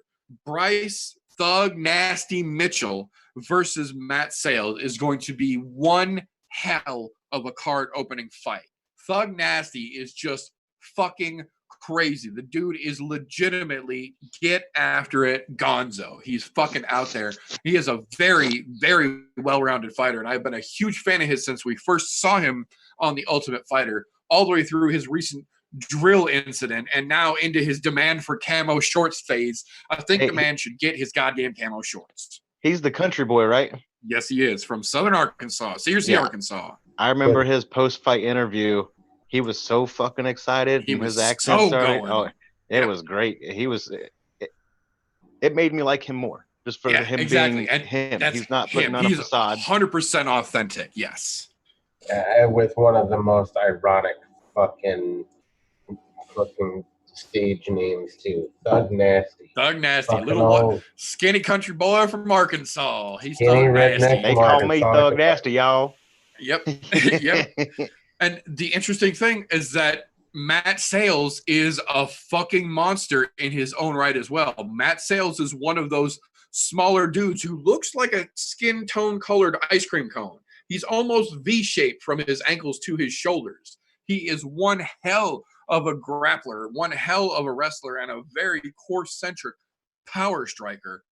But Thug Nasty is an elusive and a very technical fighter, as well as one hell of a BJJ player who can handle himself on the ground as well. So it's going to be interesting to see whose game plan gets implemented more in this fight, because I can almost guarantee Sales wants to get it to the ground, but maybe not for the same reason that Bryce Mitchell does. And I think this is going to be one of those situations where a country boy can survive. We're going to see Bryce Mitchell using his IQ in the match, and I think we're going to see him come ahead out of Sales with the victory here.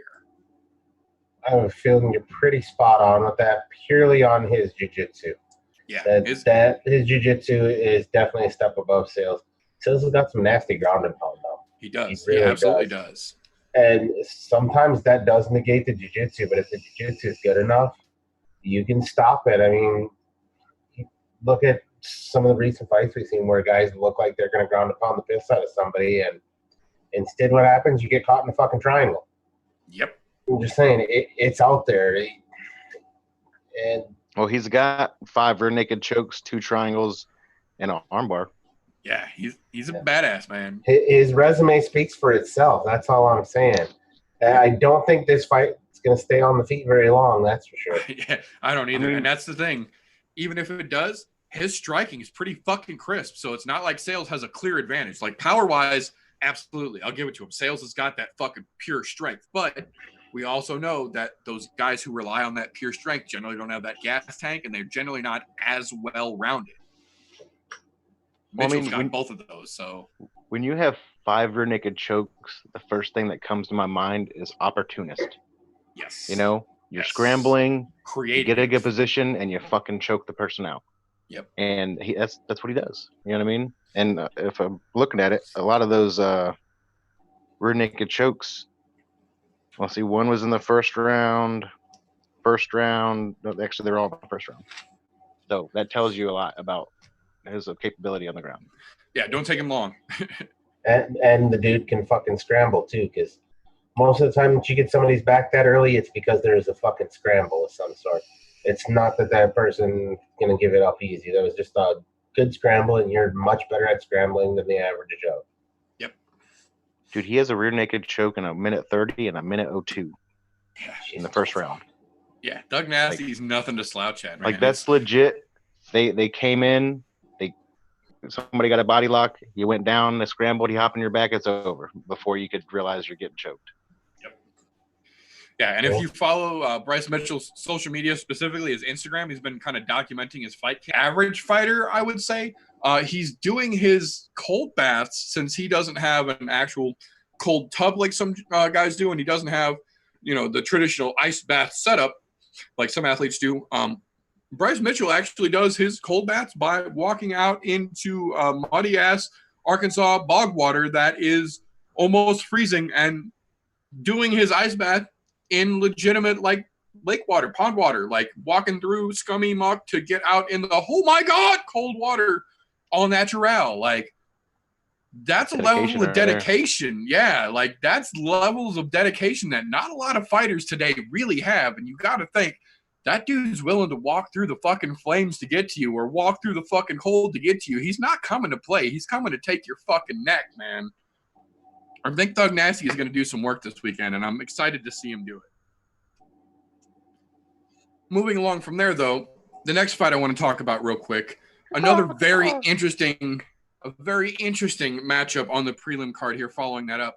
One, Thiago, that also isn't my name, Alves, another weird Brazilian thing that you should look into if that intrigues you, versus the Dirty Bird himself, Tim Means, coming back with bows to throw for fucking everybody. And I am so fucking happy to see that gentleman back in the UFC kicking ass and taking names again and not fighting for that fucking Gala weirdo card anymore, now that we know that's not a real promotion. You know how cool Tim Means is? I watched a video. He didn't have an Instagram. He wanted to fight Diego Sanchez. Diego was like, you need more followers to fight me. So he started an Instagram, right? I've talked to him several times. Dude's legit. He's cool. You know what I mean? And I told him, I was like, I hope you fight Diego. I hope you beat the brakes off him. Hell yeah. He was like fucking right, yo. Yeah, I think this is one of those situations where people might have forgot because he's not the most active fighter as of late, versus Thiago, who it seems like has been on every 5 or 6 cards. We see Thiago's name on there. Granted, not that he's having the best matches, but he's staying active and he's keeping his name, even though it's not really his name, out in the public, in the limelight, on the rosters for people to see. The problem is the Dirty Bird is nothing to fucking sleep on. They don't call him the Dirty Bird for nothing. This man is a serious, serious problem for anybody in any division, and I am 100% stoked to see him come back. And I have to think that the fire in that man's belly, after being out of the UFC for a little bit, has got to be that much stronger, especially coming in against a guy versus Thiago, who's a little shorter than him, a little more predictable than maybe the last couple of fights that he's had, giving him a little bit of a chance, I feel, to really shine and get back in the spotlight that he was once in. I'm pretty sure Tim Means got like 5-inch reach and about 4 inches of height on him. Yeah, he's got well, and the problem is that Thiago's got power. Thiago, whatever the fuck his name is, the organism. He's got power for a little guy, but Means is also one of those dudes who, like John Jones, knows how to capitalize on that reach. And your power don't mean shit if you can't get to the dude to use it. So I think the Dirty Bird walks away with a W here on his comeback tour. I think so. And even like if you watch that Nico Price fight, that was amazing. And I remember talking to you about it. Yep. I was driving and I was like, oh shit, he's about to win the fight. And my wife turns and sees Nico Price hit him, and she's like, oh wow, you're right. I was like, no, I was talking about the other way. Yeah, no, Means is a fucking great fighter. Thiago is nothing to easily sneeze at, but comparatively, I think this is going to be a Dirty Bird show here. Oh, it's gonna be a stand. Sorry, Golf. Go ahead. Oh. Go ahead. Finish what you're doing. You're already there. No, but I mean, it's going to be a stand-up fight, and I'm pretty sure there's going to be a lot of clinch against the cage, and I think Tim Means is going to throw some bows and break Thiago's nose again, because that nose was fucking smashed a couple fights ago brutally. So it never heals right. You know what I mean? It's not the same. So I see that being clinch, cage, fight over. I think the most interesting thing for me in this fight, they're both OGs of fucking the UFC. They've both been around the game for a long fucking time. Well, in the first UFC game, Thiago Alves was the man you picked to clinch somebody and just started kneeing him in the face because his shit was overpowered as fuck. Oh yeah, absolutely. Nerd moment. Looking at him though, Thiago has not looked hot. He stayed relevant purely by keeping fucking fights under his belt, but he hasn't looked anywhere near his old self in the last probably 5 or 6 years. You saw it. Oh, sorry. Yeah, pretty much. Dirty Bird, on the other hand, he seems to be turning it around with the pure exception of that, for lack of better terms, the Nico Price lightning strike. Well, he also tore his ankle up after that fight, and he's coming off of surgery and stuff. So yeah, that's what I said. This is a full-on comeback fight for the Dirty Bird here. It'll be interesting to see how it plays out, but I really don't think Thiago has anywhere near what it takes to win this fight. I agree. He's not in the form he's been looking. Don't be wrong. Yeah, he does have knockout power, so if he can get into that phone booth, possibility, but I don't think that he will. I don't either. But moving along from there, last fight I want to talk about on the prelims here, another very interesting stylistic matchup here, Rob Font versus Ricky Simone. This is a very interesting fight. I think it's a very good opponent for Simone coming off of that weird fucking Faber fight that we talked about a little while ago here. Ricky Simone is one of the up-and-comers that I have been singing the praises of for a hot minute now, because the kid has got a great unorthodox style. He's got great power. I think that shot that Uriah landed on him was absolutely a fucking fluke, and I think that the stoppage was just questionable at best. But I think that this is going to be a good fight to give Ricky Simone a chance to really show off what he is capable of, because Rob Font is nothing to slouch at. He's not any sort of a fucking soup can. He's a very well-rounded, very legitimate, intelligent fighter, and I think that it's a legitimate good challenge both fight IQ-wise and stylistically, because Font tends to be a bit longer, where Simone tends to want to get in there a little more, which is where we saw the shot from Faberland when Ricky was coming in. I think it's going to be an interesting situation. Obviously, I don't think Ricky's going to pull the same shit he did against Uriah, even though they're both Font and Faber both tend to be more on the grapple-heavy side of their game. I think this is going to be a chance for Ricky to really stand and trade and really show off his well-roundedness and get back into the momentum that he had before Uriah really just got in his whole world and shook everything up. I think Ricky Simone takes this one here, and I think it's going to be a great fight. I don't think it's going to be an easy battle, but I think Ricky Simone's going to shine for us this weekend. I was thinking the exact opposite. I think Rob Font's going to smoke him. I might even go as far to say he might starch him, but I mean, it just depends on which Rob Font comes. I mean, there's fights where Rob Font has looked like a champion, and then there's other fights where it's like, yeah, he's definitely been a little hot and cold as of late. He's not the most consistent fighter, I think we can say. I mean, so yeah, they have a good training camp up there in Boston too. So right. I'm most excited about seeing this fight is Ricky Simone's fantastic fucking mullet. To be quite honest, that shit just floating in the wind while he's bouncing around out there. Yeah, because he does. He hops all over that damn ring, and that glorious fucking man mullet just whaps in the breeze back there. It's good times. You know, that brings up that conversation that we had 4 or 5 weeks ago. You think maybe he should have them braid it with a little like pink ribbon in it there, just to see if that has any effect on his fights, just for scientific purposes. See, it might make it more aerodynamic if they braid like a ribbon into one side of it there, give him a little line of color, or the Felice Herrig style, like a little racing stripe, Yeah, makes it look faster. It's like putting shoes on, stripes on little kids' shoes. It makes them go faster.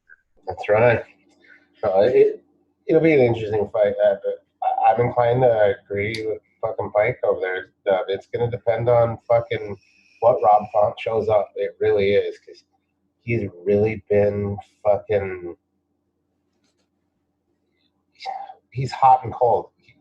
To be honest, it's like the water heater's fucking broke. He can't manage to keep it at a consistent temperature.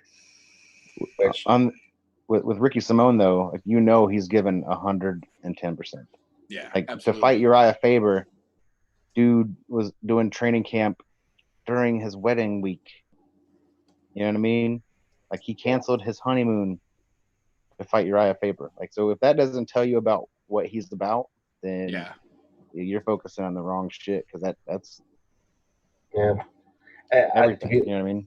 To be honest, that he got hit with a fluke shot. Look, that's that puncher's chance we always talk about. That's the only reason he lost that fight. He got the puncher's chance catch. Think about it. Whether the stoppage was right or not in that fight, he got caught with the puncher's chance. That's all I'm going to chalk that up to. I would say nerves as well, because he's literally fighting his idol. The dude he grew up. While he's fighting, he's fighting the guy that got him into fighting. You know what I mean? So I would say that probably played a little bit into it. Obviously, you can't be like. And the other problem that I think that fight is going to cause him in this fight, if it does cause him any problems at all, is because he took that shot coming in the way that he likes to fight, that may have adjusted the way he wants to fight. Because he'll be, it's going to be in the back of my mind, last time I did this, I got caught. Maybe I shouldn't do that anymore. And then he moves away from the game plan that's been working with him for so well. And that could really throw him off his game. But we'll see. I mean, it wasn't like he was completely out after that shot. I mean, he was with it. He just wasn't with it at the time. Which, there you go with the controversial fucking stoppage. But hey, we can make excuses for him all day. I mean, it is what it is. And it's just, he's going to be there ready to fight. And I hope Rob Font's ready to fight too. Yeah. If they're both ready to fight, it'll be fucking fantastic. Could be fireworks. Oh, absolutely. Especially these little bastards like this. And that 135ers, 125ers, they don't stop fucking moving. They're always fun to watch. You might not always get a knockout, but I'll be damned if you're not going to get a good show. That being said, I'm ready for that Yadong song. You know what I'm saying? Yeah. Definitely be interesting. And we seem to have lost them to the dogs, I'm guessing. Fucking animals. And fucking I. Oh, what do we do without our leader? Do I move on to the next fight for him? Because I was going to skip the next one. Which one's the next one? Oh, no, never mind. Next one is the Yadong fight. Is the one after that I was planning on skipping. Both the Aspen Lad fight? I'm looking at Sherdog, so I don't have the exact fight order. They just have it like listed. It should be next fight should be Cody Stamen and Song Yadong Yadong. Song. Yadong Song. Fucking dogs. Naksu Cow. Dogs. Naksu Cow. Oh, wait. Naksu Cow. Wrong movie. Wrong Wait. country. No, that is all of the prelims for us to talk about. So that will actually bring us into the meat and potatoes of the meat and potatoes segment here. That is the meat and potatoes portion of the show, the main card itself. Now, even though this is a bit of an odd card with a couple of very lackluster fights, to say the least, there are still plenty for us to talk about here on the main card, starting right off at the very tippy top, Cody Stamen versus Song Yadong. Now, this is, in my opinion, one of the most interesting fights on the entire card. Both of these gentlemen are, I'm not going to say they're an underdog or a dark horse per se, but they are both definitely overlooked as far as their talent levels here. And I think that stylistically, it's going to be a great fucking fireworks show here, because both of these guys, even though they are smaller guys, are both so fucking quick and both adjust so fast on the fly stylistically to their opponents that it's going to be almost hard to predict who really is going to have the upper hand here. I think it's going to come down more to who can adjust faster as the shit is hitting the fan. And much as I like Cody Stamen, I can't help but feel that this is going to be a Song Yadong victory here, even though he is dealing with, as he said himself, way too sweet Chinese food out in Sacramento. I think that he has still got his diet on right, and I think he is ready for this weekend, and I think he is going to give Cody Stamen a big fat L. He's going to give him a fucking KO is what's going to happen. He did it not too long ago. He just fought weeks ago, man. He's absolutely got the possibility to do it, but it's going to be interesting to see how it plays out. They're both little dudes, and they're both jacked for little dudes.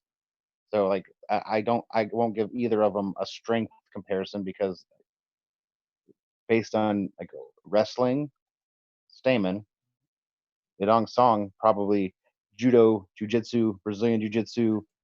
He's probably did some sambo. You know what I mean? Like, being from Asia, he's probably done the striking. Well, not just striking, the grappling as well. Right. Well, more of the martial grappling, the actual wrestling and grappling would definitely go to Stamen. But when you turn in terms of more like the martial arts side of the grappling, or the actual martial arts striking per se, absolutely Song Yadong gets the check mark in his box, I'd say. I'm going Yadong Song. I think that's a very good call. Is it Yadong Song or Song Yadong? Song Yadong. The way that they say it with the proper and the family name, they say it Yadong Song. The way that Americans would say it in terms of proper first versus last would be Song Yadong. Same thing with Zhang Weili and Weili Zhang. And in China, because of the way they say the family name versus the proper name, it's Zhang Weili. As we say it in terms of proper first last name, it's Weili Zhang. Okay. Hardcore nerd MMA shit. Just say it whichever way you fucking want. That's all that matters. As long as you get both names out there, everybody will know who you're talking about. Right. Yeah. As long as it's all in the included name. Although, I mean, we are an English-speaking channel, so I mean, if somebody from another country decides to run across this, we don't have subtitles, so they're going to be SOL. Right. I don't think they'd be able to put that much cursing in subtitles. No, I think it's not going to be an easy fight by any stretch of the imagination, because Cody Stamen is always game as fuck. That's one of the reasons I like him so damn much. That dude is always, when he gets in there, he's fucking ready to go. But I think Song Yadong is just on a little bit higher of a level, I think. In this situation here, I think we're going to see him come away with it. The one loss, what was it? Who was it that he almost knocked himself out when he slammed him? Oh, shit. Because, like, the guy, like, came over his back and he jumped back. Let me see who it was. I can't remember. But, yeah, I think it was Stamen, right? I'm pretty sure. Yeah. I mean, I don't know what brought it up, but it's like, you saying it goes so hard, you know what I mean? Because, like, he went to slam a boy Right. No boy's struggling, so he just fucking jumps back and he landed on his own head, and it's like, Was that the Aljamain Sterling fight that he fought? No, I don't think that one was. I'm gonna have to go back and look, because the only losses that he has in the UFC is from Aljamain Sterling. Yeah. So maybe he almost knocked himself out. I have to go. I have to go back and watch. I've watched too many fights to remember everyone. Yeah, that is the hard part. And to be quite honest, to go through each and every fighter's individual shows, I'm going to remember every one of those. Right. I mean, I forgot that Michael Bisping fought George St. Pierre. Like, in my mind, it never happened. Like, I was still thinking, man, that'd be cool. And then I'm like looking it up, and I was like, I watched that fight. Why couldn't I remember that fight? You know what I mean? So yeah, Bisping went out on his shield and didn't tap. Yep, absolutely. He said he wasn't gonna, and he didn't. No, Fucking hats off to you, sir. no, knew he was going to sleep, still didn't tap. Still wouldn't give him the satisfaction. So, there's something to be said about it. And you don't call tap, snap, or sleep for no reason. Right. But moving on from there, I'm just going to give the slightest minute to mention the next fight here, just for giggle factor alone. Aspen Ladd versus Yana Kunitskaya. For one, I don't understand how this fight is on the main card and not the prelims. If you're going to have two sets of fucking prelims on a card like this, how does this fight make it on the fucking main card, but Bryce Mitchell ends up on the prelims? Rob Font is here. Not to be sexist. It's because they're women and they're up and coming. Like, Rob Font's fight deserves to be here. The Stamen fight deserves to be here. Kunitskaya has just been beaten up and down 2 divisions now, and Aspen Ladd is nothing but fucking hype and hasn't shown a single bit of impression inside the octagon for me. This is one of those that I'm not talking about this fight because it's going to be such a great matchup. I'm talking about this fight specifically because I believe that this is going to be the low point in the main event. This is going to be the moment where you're going to be able to go up and get your beer or refill your nachos or whatever you need. This fight is literally so fucking boring to me that I don't care who wins it. I just want to make a point to mention that even though we're getting on such a roll for good fights, the UFC is still never afraid to throw you a shit sandwich in the middle of it here. So I'm sticking with my guns with what I said, man. That's exactly why they're the 4th to last fight. Right. It's so to put it in your face, hey. Yeah.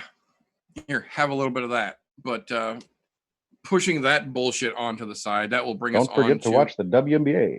Right. That'll push us on to the next fight here that I am very intrigued to see how this is going to play out. Stefan the Skyscraper Struve versus Ben Rothwell. This is Stefan Struve's... Technically speaking, this is his second unretirement. He said at one point earlier on in his career that he needed to step away for a while because he had some things going on and he just didn't feel the fighting spirit anymore. Then he had previously, was it either late last year or early this year, actually announced that he was officially retiring because he just was done with it. And then recently had said that maybe he just needed another break. And now we get to see him against Ben Rothwell, which, to be fair, Ben Rothwell is absolutely on the back nine of his career as well. Struve is far from a spring chicken, and the first time he announced that he was thinking about retiring or taking time off, I genuinely believe he should have just fucking hung them up. Well, he had that heart issue also. Yeah, he's got enough of a resume aside from what he's trying to still do. He's been there enough. He's got the fucking Dutch representation behind him. He's got enough of a fucking playbill to show for what he's done so far. He could have stopped the first time he took some time. Then on the other side of that, you've got Ben Rothwell, who just the same doesn't know when to say when. Hasn't really been the Ben Rothwell that we were excited to see in multiple years now. So I get the matchup because neither one of them are really heading for a title run. Neither one of them are ranked at all at this point. So I think this is more of a fun fight that the UFC could make to kind of try and bring some interest back up, because the next fight we're going to talk about is another fucking snooze fest. But It's I Ben think, Rothwell. I think in this situation, we're going to see Struve come back out. He's going to be very excited, but I still think that the power of Rothwell is going to be too much, and I think he's going to send that 8-foot-tall motherfucker head nose first for the fucking canvas, and I think Rothwell is going to put Struve to sleep this weekend. Well, I agree and disagree. He's going to put him to sleep, but it's not going to be his fists. He's going to drop him, get on top of him, and choke him out. That could be an interesting point. Struve does actually have a very underrated ground game as well, though, so that could make for an interesting. I was saying Rothwell's going to choke out Struve. Yeah. That's what I'm saying. Struve has a very underrated ground game. He's got some serious jiu-jitsu, and he's got long fucking limbs to put leverage on too. So right, but if you watch any of Struve's fight, he's too comfortable laying on his back. He's lost fights because he just sits in guard, thinking about what should I do. Absolutely. Yep, instead of being active out of the guard, which is for me strange because when you're that fucking lengthy, he's never learned his length. Like he never learned how to use it. Not as far as jiu-jitsu is concerned. Length in jiu-jitsu goes a long fucking way. I mean, the dude has one of the longest reaches in fucking goddamn history. MMA. Yeah. But when you don't know how to use it properly for the jiu-jitsu, you can have the ground game, but you end up stuck in those positions because you're going, what the fuck do I do now? But to be honest, this fight for me, it's only interesting because it's two long-term fucking veterans of the sport. Neither one of them have really had a complete brains beaten in regularly, kind of like some other former fucking fighters that we see that have come out of retirement to keep fighting a la Tito Ortiz and shit like that. Right. I was excited to watch Ben Rothwell's last outing, but he did not look like himself. Or at least himself that I remember. He fought the guy that came from World Series of Fighting. What's his name? Right? The guy that got stabbed in the chest. Yeah. Ivanov. Ivanov. Yeah. So he didn't get an easy fight coming back. No, he got thrown straight to the fucking wolves because look at where Ivanov is now.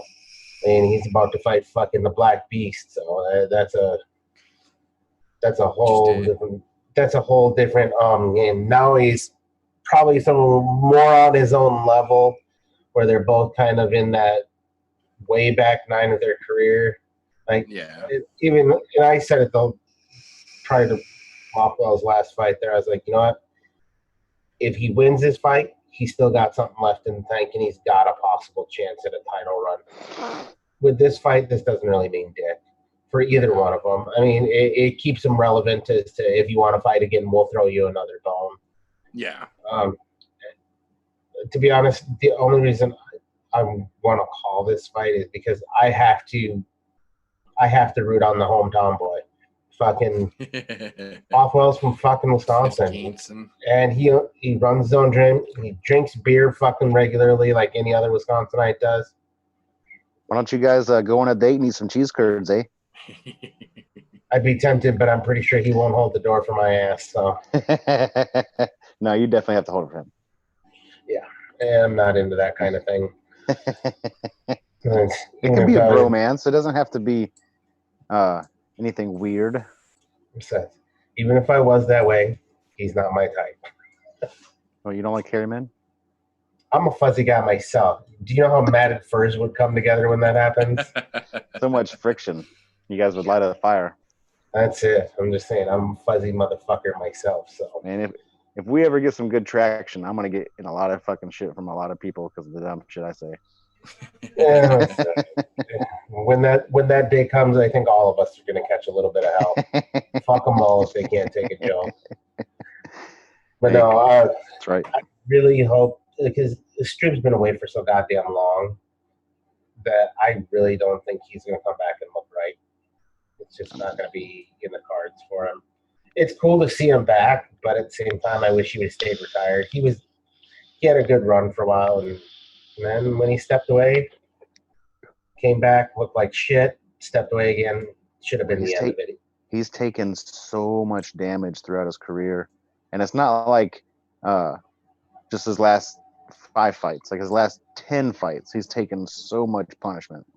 Yep, and he never really, he doesn't always go out. That's the problem. Like, if you go out, you take less damage.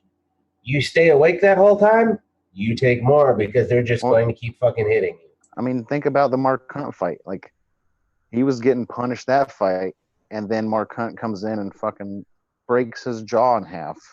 Down the middle, like right here. Yeah, it's crazy how that works out. So for me, this is just an interesting fight because it's two older guys that were fighting at the same time previously. They've never fought before. And they've never fought before. It's just makes for an interesting matchup to see what would have happened if they would have fought 5-6 years ago when they were still both doing well. But, you know, I would still give it to Rothwell. Yeah, Rothwell was a fucking killer then, though, too. I mean, he was guaranteed to fucking knock somebody out most of the time. But we'll see what happens. It'll be interesting either way. Absolutely. Not that it means a lot for the division itself, but still fun to watch.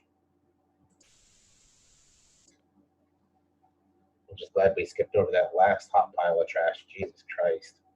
Yeah, I mean, the only thing I'd want to talk about is Durandamy fucking lighting her up in a minute. You know what I mean? Yep.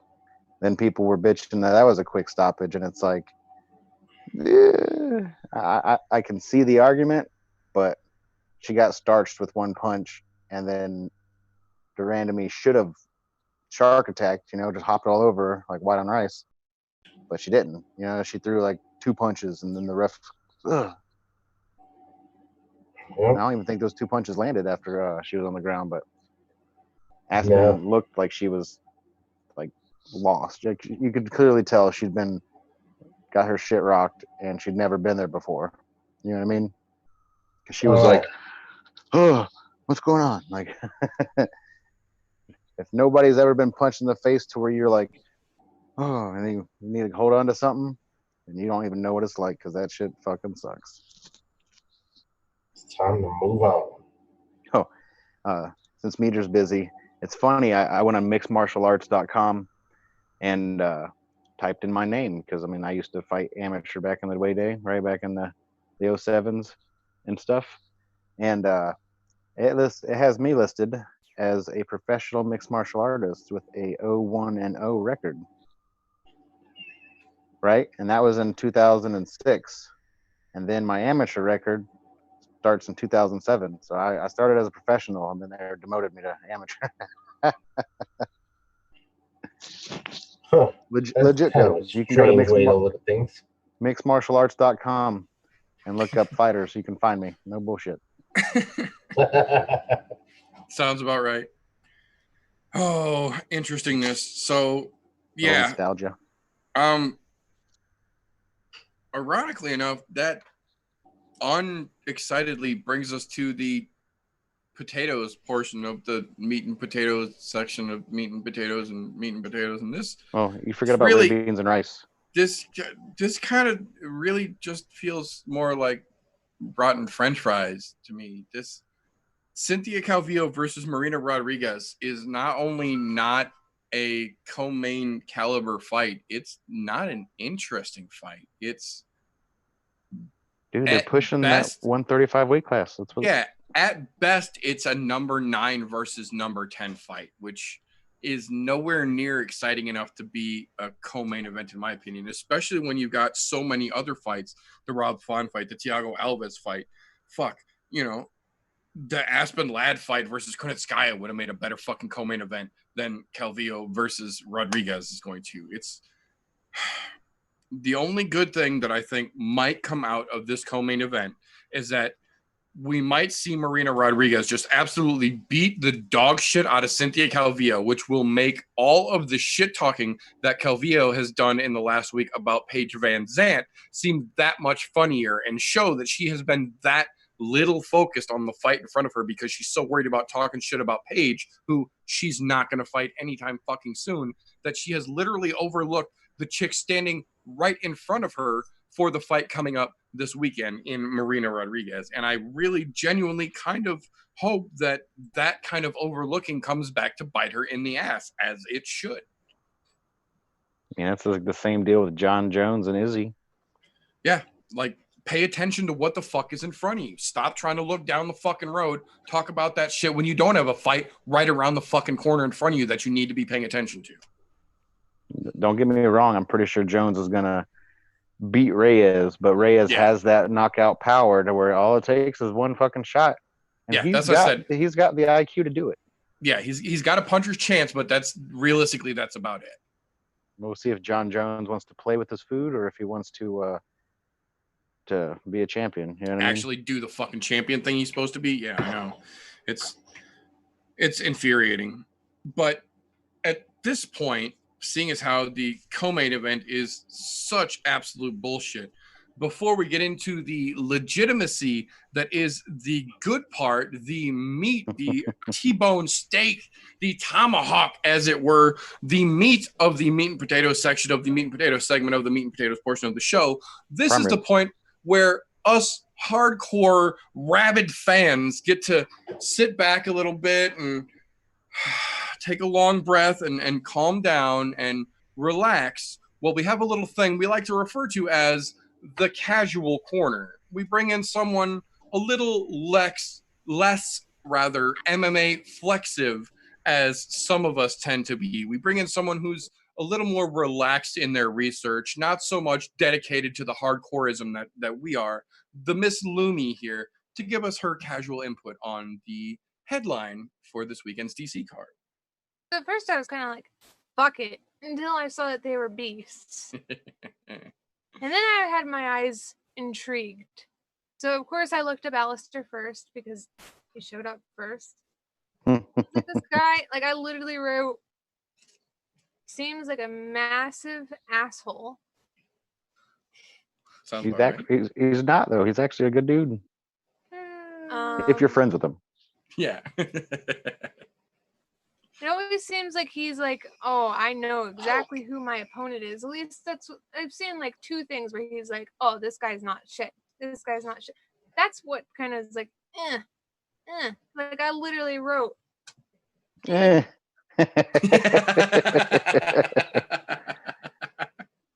Oh, that's great. And then wrote knees. It just knees a lot of people. And then it seems like, I know nothing really, but it seems like a couple of them were kind of stoppages that I did not really deem all that necessary. Like, sure, you got knocked by that knee, but... Yeah, he's absolutely got some controversial stoppages on his resume. That's for damn sure. So I noticed that. And then I was like, I really hope I like this next guy because I really don't like this one. And I Rosenstrike. And then I see Rosenstrike. I know I've seen this guy before. Yep, this is the guy that I just told you about 2 cards ago to keep an eye on because he's the next Ngannou-esque monster. Because he starches people. Yeah. I didn't even write down notes. I just wrote like. So, I'm going for Rosenstrike. He better win in that beastly manner.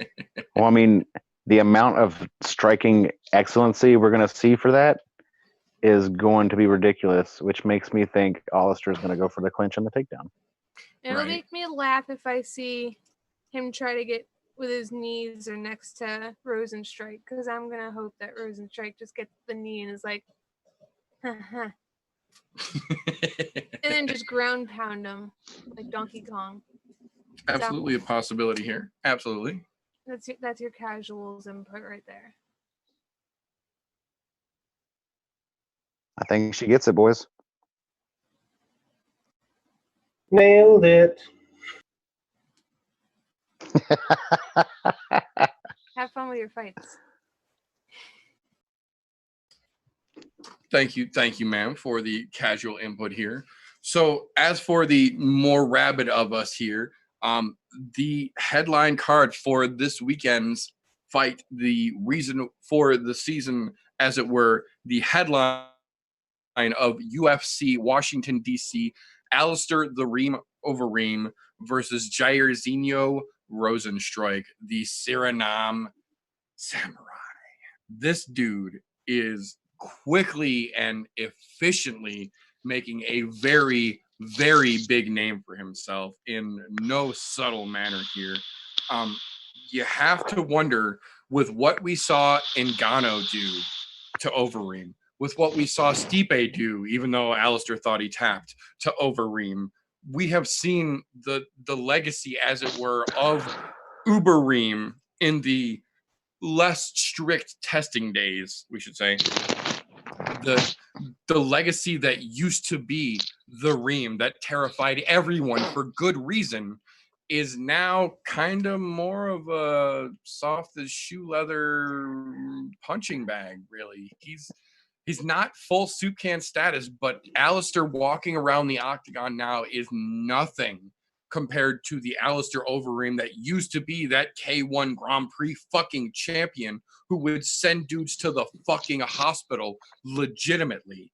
And the problem is, in this game, especially with all the heat building in that division particularly, now with fucking Rumble coming back as a goddamn heavyweight, there's no room for slack in the fucking heavyweight division anymore. There's a reason that DC's not going to stick around, even though he thinks he'd still be relevant. No, there's a reason that the old school is starting to pass the torch and get the fuck out of Dodge. Props to JDS for hanging around as long as he has. That fucking crazy leg thing fucked him up, but I don't think JDS is going to be around too much longer. Kane bailed. He's doing fucking wrestling nowadays, pretend fighting. There's not a lot of the OG heavyweight dudes that are still sticking around, and Reem is one of the last of a dying breed, quite literally. And in this situation, he has to be cognizant of the fact that Rosenstruik literally got that KO knowing that it was what it would take to get him this fight. Rosenstruik is fast, he is strong, he is intelligent, and he is hungry as a motherfucker right now. And that's a bad combination for a dude who is quickly becoming a has-been or a used to be an Alistair Overeem. I still love the Reem, and he is legitimately a legend to me, but I think this is going to be one of those situations where Rosenstruik is going to give him that Francis Ngannou treatment, and he's going to put his ass in orbit. I think we're going to see Rosenstruik flatline Overeem this weekend. I agree, but I want to go back, and you should tell LUMI to look up a picture of Overeem back in the early 2000s when he was a beanpole. When he was Ubereem? When he would fight in 205, like when he fought Chuck Liddell in Pride. Right. You know what I mean? And then you compare that picture to, say, 8 years later. Right, when his mohawk had muscles back in the day. Like, I want some Hawk juice too. You know what I mean? Right. Captain Denmark. You know, Captain Netherlands. Yeah, he's definitely nowhere near what he used to be. Man, was he a fucking animal in Pride. Like, I loved going back and watching his old fights. That dude was just insane. Now he's a skeleton of what he used to be. And I'm not saying that he's a small guy by any means, because he's not, but as far as what he's capable of now, it's not the same. It's not the same Reem. It's because he has to play around the chin. He can't take strikes. Like, you take a big strike, and he's... You know, when you get sent into orbit, I mean, that really fucks things up. I mean, Francis Ngannou fucking completely demolished what was left of his chin. Well, that's because when he hit him, his soul flew out of his body. That's it. And the second that happened, you can hit that dude in the face with a fucking feather and he's going to pass out. Well, that, and there's something to be said, even if you've been fighting for a long time, significant, serious knockouts, like what happened to him from Ngannou, they played that so many fucking times, and it was overlooked in the moment because they were just looking at the fact that he got clipped. When a couple of analysts now have done it, when you go back and you actually watch that moment of that fucking crazy lift shot that he landed on Overeem, Overeem's chin went up so hard, the top of his head touched his back between his shoulder blades. He literally hit that dude so hard, he became a 1984 He-Man action figure. Pez dispenser. Yeah, that dude rolled the fucking neck back on him, man. Like, that's gonna have a serious detriment on not only your ability to take a punch, but just your general overall spinal health. Well, your neck's not supposed to bend fucking that far back. Yeah, that's not good, man. Oh, I mean, the fact that he's in shape enough for that to happen and not be injured from it True. is a 'Cause that testament was a to fucking nightmare shot. right. I mean, that could have easily killed him. You know what I mean? Yeah, absolutely. Absolutely.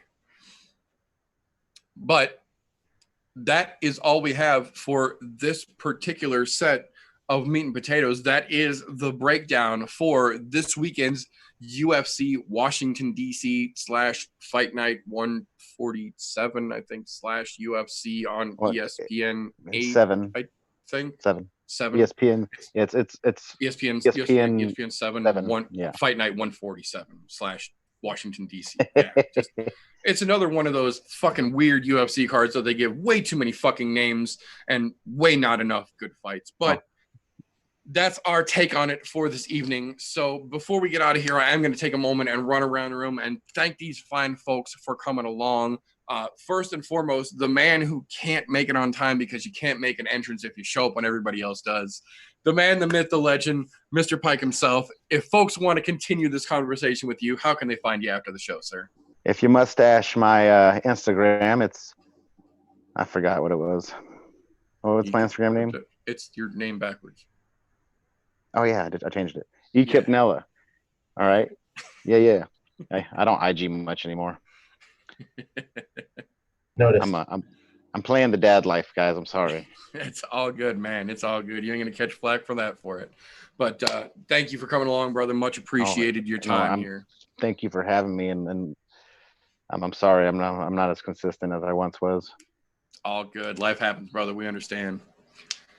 And then on the other side of the octagon, as it were, my Wednesday night shenanigan haver, my brother from another mother, the Golf T Vapes himself, the single beardiest Green Bay cheerleader not on the field. If folks need to have a further conversation about the goodness that is the Golf Tee, how can I get a hold of you after the show, sir? Wednesday nights, this channel right here, Golf T Vapes, 9:30 Central Time till about 11. Otherwise, hit me up on Instagram, same name. I don't post shit, but I will answer DMs. So that's about all I do on Instagram nowadays, or look for fight news and other things of that nature, because that's about all Instagram is good for me. It's a useless platform. Why am I going to post pictures of shit I honestly don't care about? Yeah. Fucking fantastic as always. I just wish this card would have been a little better, but it is that weird in-between phase here before the last. Well, shit. The next week on the 14th is going to be ridiculous. Yeah. Next week's going to be good. Next week's definitely going to be a good one. This week, they got to have a lull in the action so you can build up all of that fucking excess into. You got to spend that $89.99 in ESPN Plus to get the pay-per-view, you know? That's right. They got to make their money That's too. right. 3 title fights. If you're smart, you do the free 30-day trial with a different email address, then you get it for free. That's right. Allegedly. Or you just get Disney Plus with the Hulu and the ESPN Plus. Right. Yeah, you can get that whole package now and spend way more money than they rectified. You probably should. And you can Disney thrust and trust. Yeah. That's true. That is true. But thank you again for your time and your opinion, sir. Always appreciate when both you gentlemen are able to come on and give us a little bit of feedback. So for those of you who are here, whether you are with us live or you're catching this on the replay, thank you again for supporting the show. New merch from The Meter is now officially available. So if you want to support the show wearing some gear, there's a link for that down below. We officially have a Patreon now. So if you are willing to be a monthly contributor, we have multiple tiers all the way as low as $1. So if you want to be that guy, you can kick in the Patreon for $1. The tiers are there. The link for that is down below. If you're one of those that you don't trust Patreon, you don't want to give the other companies their cut, there is also a direct PayPal link.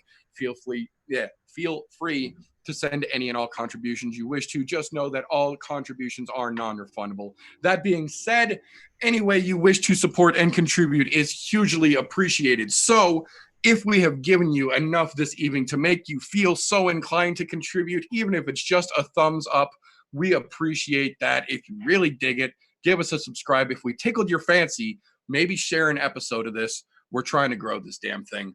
Either way, if we're just a couple dumbasses to you talking about things we don't know, give us a thumbs down. We won't dispute that, but we earned it.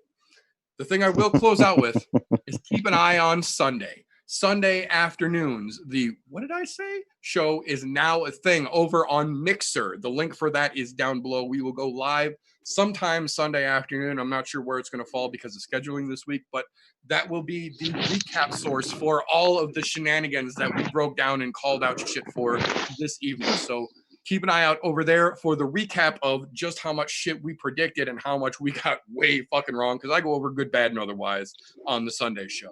But that is all we've got for you this evening. So remember, don't let ignorance stop you. You can root for anything, except for Jeffrey Epstein's morgue coming back with a report of suicide. Have a great night, folks.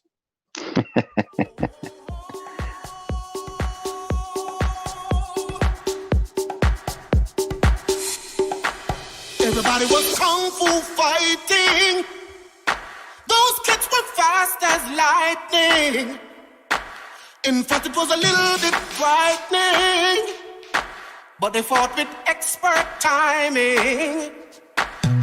There were funky Chinamen from funky Chinatown. They were chopping them up, they were chopping them down. It's an ancient Chinese art, and everybody knew their part. From a fainting to a slip, and a kicking from the hip. Everybody was kung fu fighting.